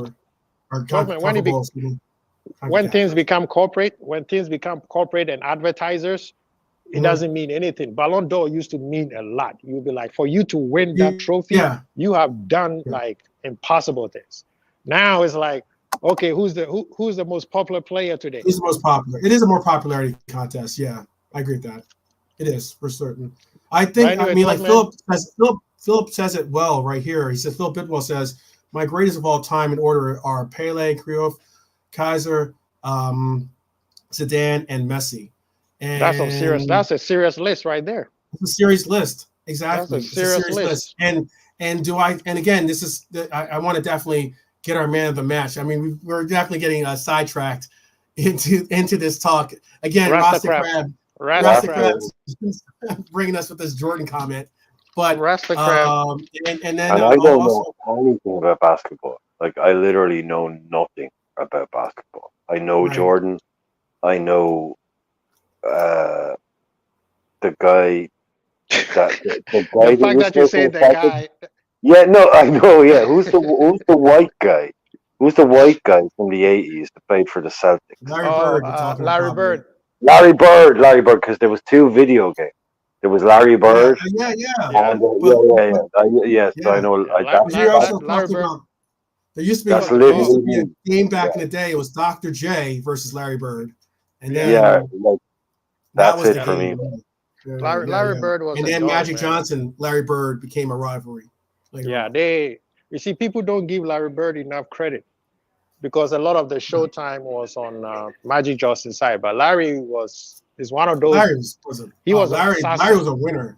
I hated Larry because Larry won up against my Sixers, but I mean, like Larry Bird was a winner. He was a winner. He's not there for play games. Yeah, his mentality is he'll play dirty. He'll play dirty. He'll play. He does not like to lose. He does not like to lose. But anyway, 12 man. My man of the match is Mac 10. Even though I'm giving big shout out to Mr. Reliable Joey Gomez. All right, I gotta jump out. Big up to the chat, please. Subscribe, like. Thank you, Brian. Good to see you. Bye-bye. Thank you, Quasi, for joining. Definitely. Thank you for your input, too. Trying to put some of this stuff to bed. If you haven't joined Quasi Bowl TV, please do subscribe if you're new on this channel, or hope you subscribe to my channel, too, but certainly subscribe to Quasi's as well. Definitely a patron of the game, for sure. Let's just get into the man of the match because we got to land this plane. Rasta Crab got us talking. Rasta Crab's like, don't talk about basketball, but I'm just sitting back there for that. Kareem Abdul-Jabbar, come on, Rasta Crab, come on, Rasta Crab. All right, let's get into this man of the match. I see who's Marion's man of the match is, but it's no surprise. It's her beloved Darwin, which makes sense. Well, we still got to do a rating for Klopp too, and I already put the ratings in for the subs. I didn't rate Kai Gordon because he came in like the 93rd minute, didn't really get a chance to really do anything. I put Cody, and I put Cody as above average, and I put Ryan as average. I thought he had a high 7, if not a low 8, just so you guys know. But who's your man of the match? Rasta Crab has Diego. Marion has Darwin. Yeah. Who else do we have on here? Robert as Klopp as the man of the match for sure. I mean, that whatever speech he gave in the locker room was a major speech apparently. Jay Kisman has McAllister. That's who my man of the match is, by the way, too, people. My man of the match is okay. That's why I have him in front of the few. Yeah, because for me it is Jota. It's that because when we were for you it is Jota. It's not Mac. Yeah.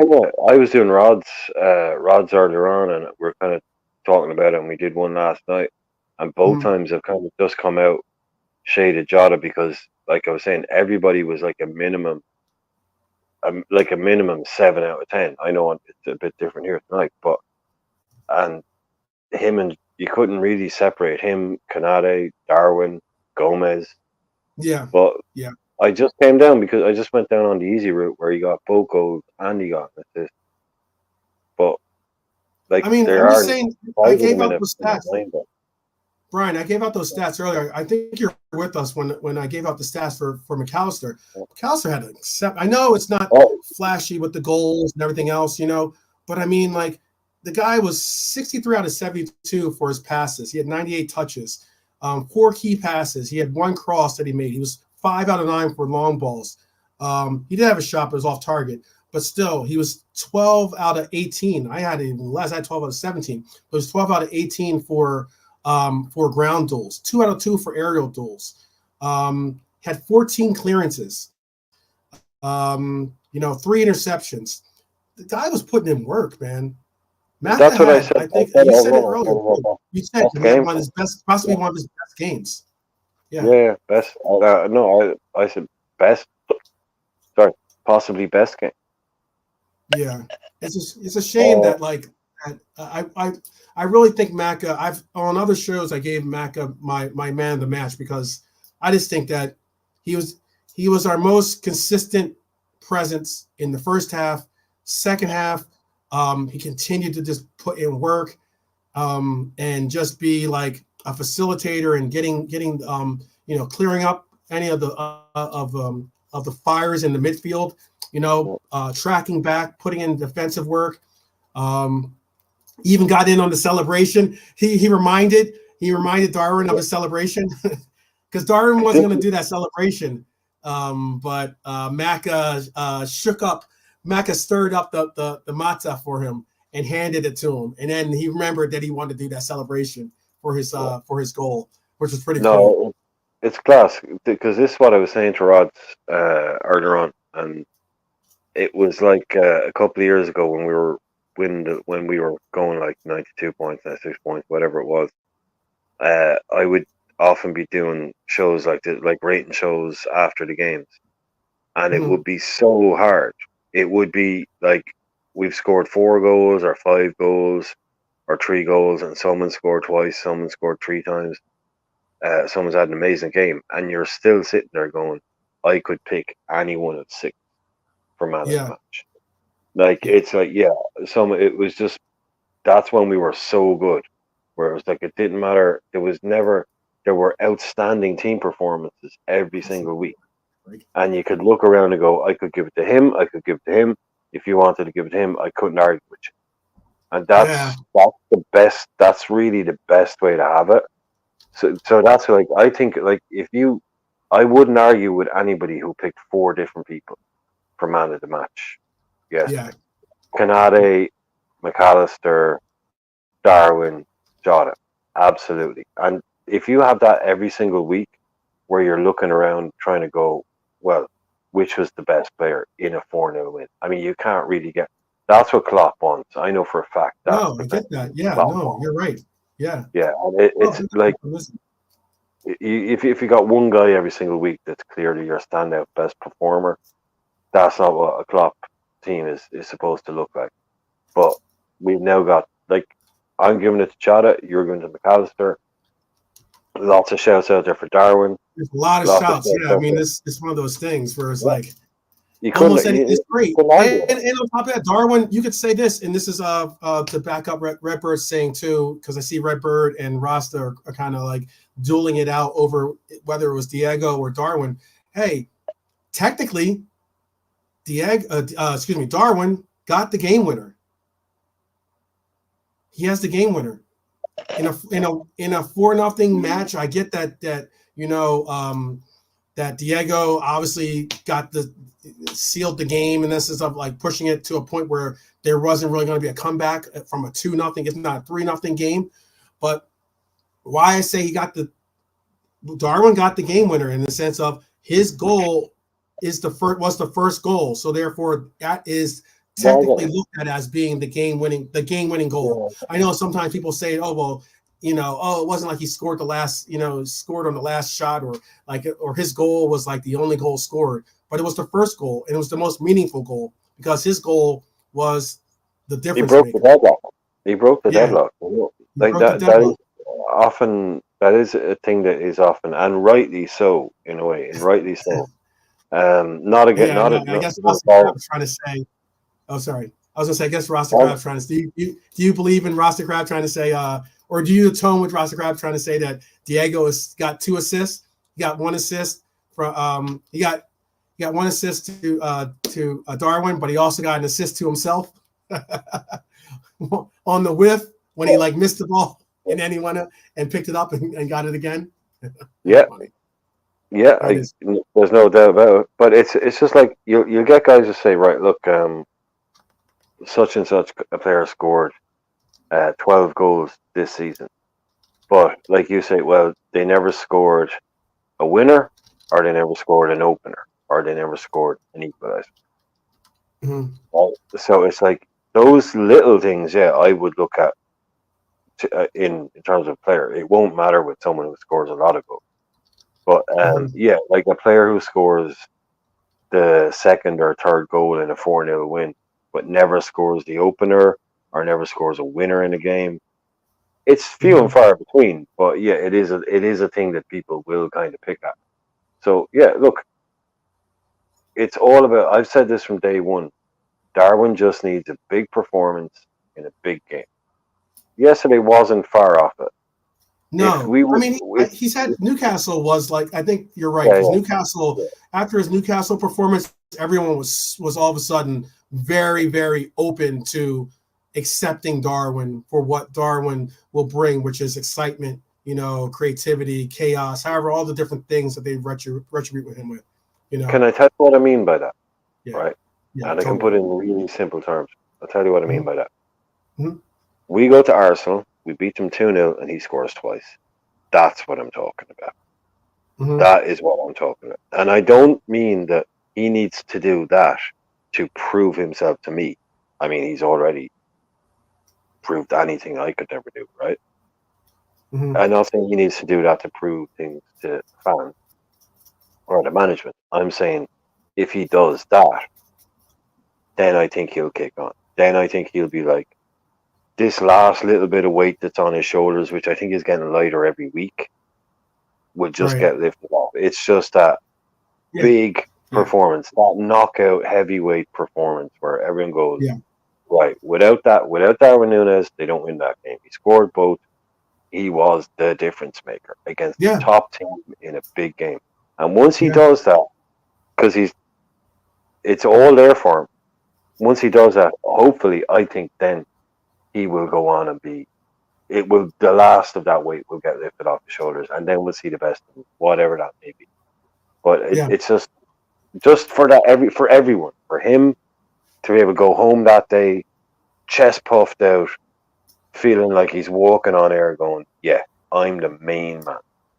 I went out there and I did it. I won the game against Arsenal. 2 goals. I don't need to keep repeating it. Just a big time. No, I get you. I get you. So I just had a comment up from M. Tarmizi because he says, bless up everyone. 12th man is included. Tune into Chris's call-in show last Saturday. If you haven't, go check it out because he had his say on Ko Itakura. Is that called PSG? No, Ko Itakura. Ko Itakura. I think that's how you pronounce it. Itakura. That's how you say it. I want to make sure I pronounce names right. It's difficult to pronounce my name sometimes. So, Itakura, is a Japanese defense center back actually, and I think that there's a possibility that could happen. Apparently, there's like a 12 million. It'll be like 12 million for his release clause. You know what else I liked about? I personally, there's a question here. I know Rasta Crab apparently wants Elliot to get the game match ball. Is that what we're doing? I'm just joking. I know Rasta Crab is not saying that. He has a question here. He says, hey, question. Since Mo might be out for a month, should we go get Neto? I don't believe in those types of acquisitions because that's a difficult sell to a player. When you say to a player, oh, we're only getting you because Mo is going to be out for a month, like it's difficult. Now I get that you can get a release clause and you can possibly try to even sometimes, even though they still have an option in whether they want to go to the team or not, but it's difficult to make that sale to say, hey, Neto, we're going to bring you on this team, but you're only going to be a Band-Aid, basically. You're not going to be necessarily have a pathway towards being our first choice. I like Pedro Neto. I definitely think he's a great player. His injuries are definitely a concern. His injury history is definitely a concern, of course, but all players get injuries. So, it is what it is, especially since we're talking about one player that has currently an injury himself. I'm hoping that 4 weeks is just a precautionary 4 weeks in the sense of I hope that he like shows a return to fitness the same way that like we all had a lengthier period, for instance, for Robbo. There was same for Simicast. And then, and I've seen videos and pictures of Simicast already working out, on the pitch. So, or at least in the gym, so like, so hopefully, with sports science, I'm not pretending to be like Chris Angel in that I have some new sense or something, but, it is what it is. Interesting.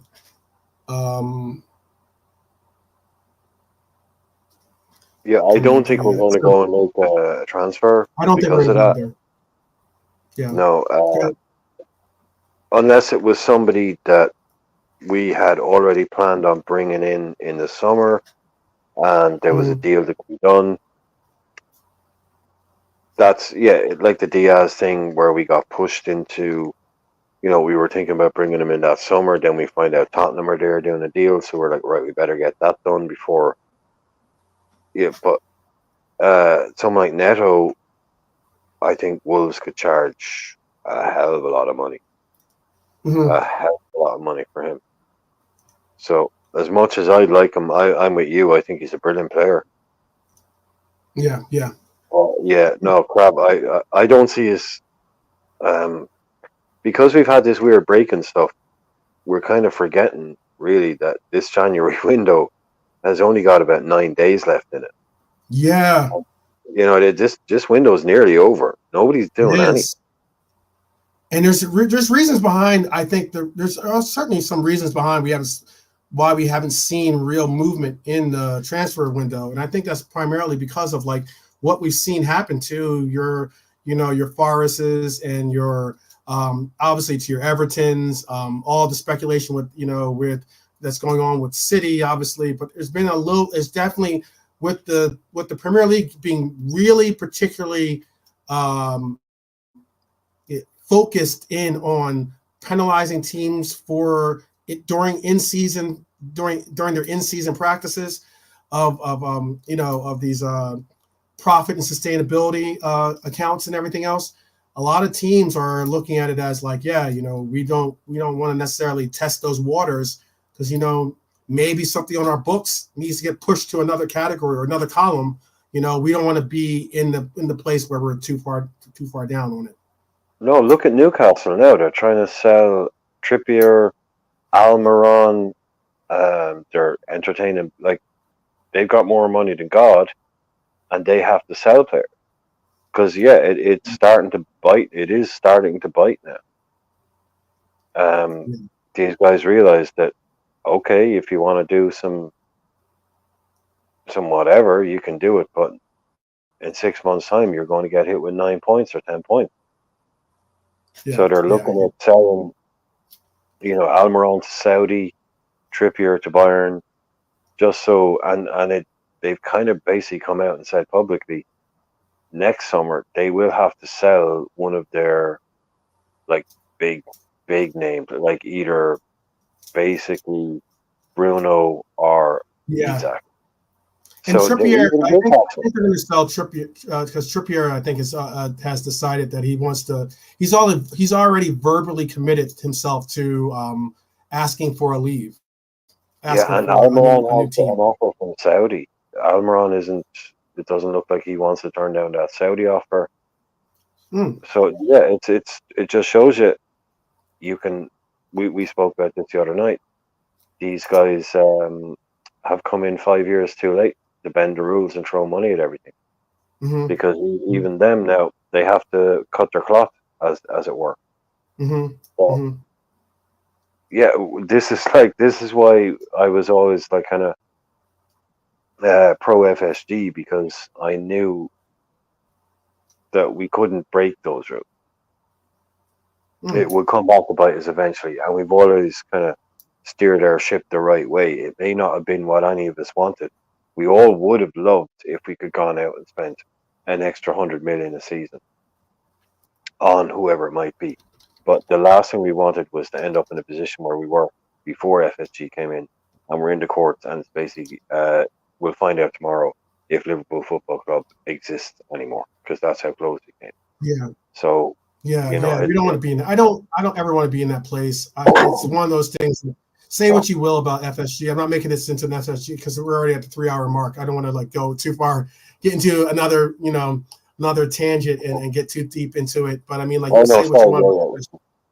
I was going to say, you can say what you want about FSG, but I mean, like, the sheer fact that, we're currently not facing those kinds of allegations and we're not looking at that kind of stuff is a testament that some of the criticism is needs to be adjusted, at least, or at least atoned for, because I mean, it's just one of those things. I'm glad that we're not in a place where someone's calling my team the 115, for instance, or exactly. we're at a place, exactly.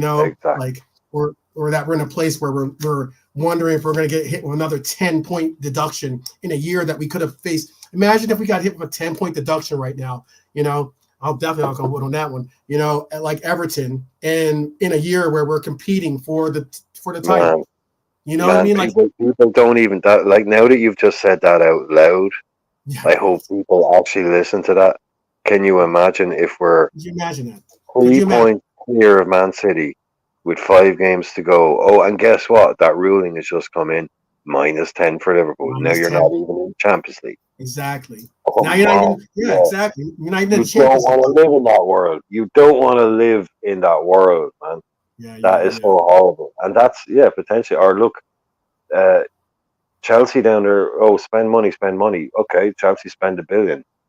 Sorry, where are they? 12th? 11th? Yeah. Yeah, let's just keep doing what we're doing.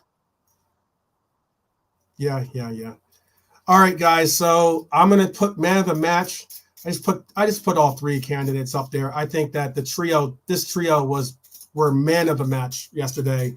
I know I'm kind of doing the easy way out by doing what I just did, but as Brian said earlier, I think that there could have been any one of these guys, including maybe even Konate, maybe even Virgil could have been a candidate for man of the match. Curtis Jones could have been a shout at one point for some people. But I just think that all these guys had great games. And I mean, it's almost to the point where we're expecting these kind of performances from Diego. I mean, like, he's in such form right now. He's definitely got a man of the match shout. I can't leave my guy Darwin out of the vote, or out of that top bill. You know what I mean? I just want to see Darwin. Obviously, we all want to see Darwin do well, but Darwin, for someone that's been ridiculed and put down and criticized so much about his ability of being clinical and being, precise with his shots and taking his time in front of the net. He showed a difference yesterday in what was not formidable, was definitely formidable conditions, to say the least. Not exactly the ideal situations to do him in that rain and wind and cold weather. But again, it is the Liverpool 12th man show. So I will be putting in Maka in that role too. You guys out there have to recognize Maka has been really, really coming into form. He has been really making this. I love the fact that he's making the number 6 role his own, in his own likeness. You know what I mean, Brian? You know what I mean? Like, I said something similar earlier on. He played it the way he plays it for Argentina. Yeah. He just played it so cool. He played it so well. It's just when he plays like that, you don't need to worry. Yeah. And that's why I enjoy the fact that despite the realization that, yes, we don't have some of our talismans, whether it's Trent, whether it's Mo at the current state, right? We don't have really like ideal. We don't have these like, iconic, or I don't want to say iconic, but like these budding icons in a sense, like similar to, like, when I say icon, I mean like Origi is an icon. He's not a legend per se, but he's an iconic player for us in that he has some iconic, legendary moments that have created this iconic status for him. You feel what I'm saying when I say that, Brian? Yeah, I'd say he's a player who has had iconic moments, as opposed to an iconic player, is what I would say. But Okay. I know exactly what you mean. Because but you know what I mean, though, right? You get what I'm saying? You can't talk about certain games, big games, without including talking about Origi's brilliance, whether it's against Everton, obviously against Barcelona. I mean, there's a long list of teams that he's just played. He's had some incredible moments for us. You know, the scorpion kick in I think that was the League Cup, right? You know, he's had some incredible moments. That Barcelona game, look at it, man. There was no Firmino, there was no Salah. Yep. I mean, it's an iconic game, and look, it was just like last night. Not like last night, just. But it's funny. People often. Oh, I'm sorry. I was going to say people often think of that moment as if it was the final. It wasn't even the final.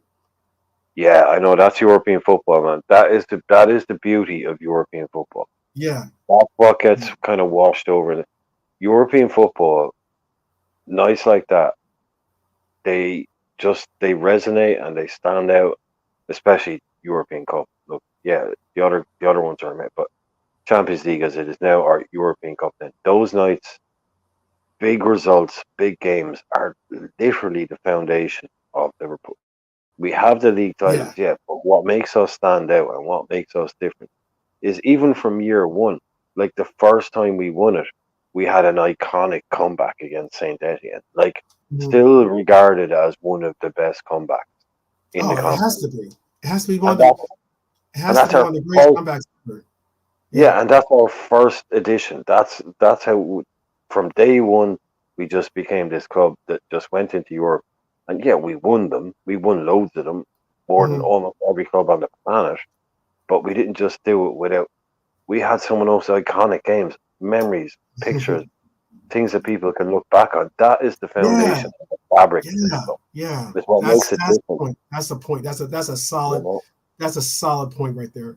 All these, because like I'm looking at the chat here, and people are dropping different moments. I mean, a lot of these are Origi moments. But he's up there. But he's definitely up there. I'm sure he has a mural somewhere in the city. But yeah,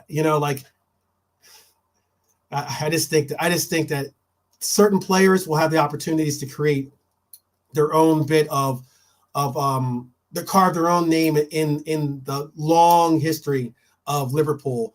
And I mean, I just think that there's going to be certainly some candidates for that this year, whether it's Endo, who I think obviously Endo had that great, brilliant moment against Fulham to tie it up, and kind of spur on, Trent's beautiful and incredible moment in providing the game winner for us in that game. Those are points that are much needed in this campaign. They could be difference makers in this campaign. Lots of these games like that are major iconic moments, and Origi has so many of them. But yeah, it is what it is. I don't want to get too much into the wax lyrical here. But big up to the chat for everything. Again, I thought that today, big up to Quasi Bull for joining us earlier. Thank you, Brian, by the way, for hopping on and providing some great insight as always. You know what I mean? I really do appreciate that, Brian, for certain. Oh man, I know I appreciate being invited on even more. So no, it's always an honor. The honor's mine for sure. Philip, what are you saying? My Liverpool idol has always been and will always be. Oh, Phil Neal. Phil Neal's, yeah. Proper footballer. Proper footballer for sure. That's one of those if you're dialing up and trying to say what was a footballer of yesteryear that made it, that was a that resonated some type of memory with you. Yeah, Phil Neal is definitely one of those kinds of players for sure. What else? But that's about it, guys. I was going to tell you guys. So tomorrow's Tuesday, I will most likely be doing a preview. Normally I do my previews before the game, but I will most likely be doing that preview tomorrow because because yes, so tomorrow, or because Wednesday is my Wednesday. I'll probably be going to LA because I'm going to probably be doing. I'll watch the game probably at Jack's, which is like the supporter bar in LA that I go to, and yeah, it's my Earth Day, as they call it, or my birthday on Wednesday. So like so I'll be out most likely in LA celebrating for that, and hopefully watching our Reds push on in the League Cup to a final, which will be a great birthday present for sure. Yeah, man. So that'll be that for today. I don't know if I'm going to be on any other broadcast later on, but hey, I hope that you enjoyed today. I know that sometimes the broadcast can go a little long, only because we get in some type of tangents, or we just start talking and it ends up, being such a fun and interesting conversation. We're not doing 6 hours today. We're only going to do 3. So big up. Appreciate you, Brian, again, and appreciate the chat as always. Drunk Vigo in the house. I see Dustin, Marion, obviously Philip in the house. We had Rasta Crab. JK was in the house for sure. And we had M. Tarmizi in the house. I remember Redbirds, Redbird D9, my guy. And hopefully I didn't miss anyone that was with us earlier. But yeah, it was fun. It was a fun show. Always fun show. All the reviews are always a lot of fun. Bayesian Pops. I forget Bayesian Pops. Bayesian Pops representing Bayesian Reds TV. Gotta definitely remember. One of the fellow football romantics, Chris Angel. Gotta remember Darth Vader in the house. Bullish. Bullish was in the house as well. A lot of great names. A lot of great people that end up showing love. Always active in the comments.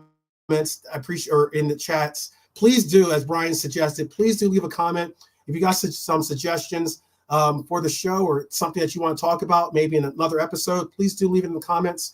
Tell me what you guys thought about who I had as the man of the match, or who I had as the men of the match, actually, or over here actually. And yeah, until next time, I guess take care of yourselves as always, and be sure to take care of those loved ones around you. So it really does make a difference, because it really means, it goes to the word of saying you'll never walk alone, is when we all continue to support each other. And I really do honor and want to express that point. So until tomorrow, I will see you soon.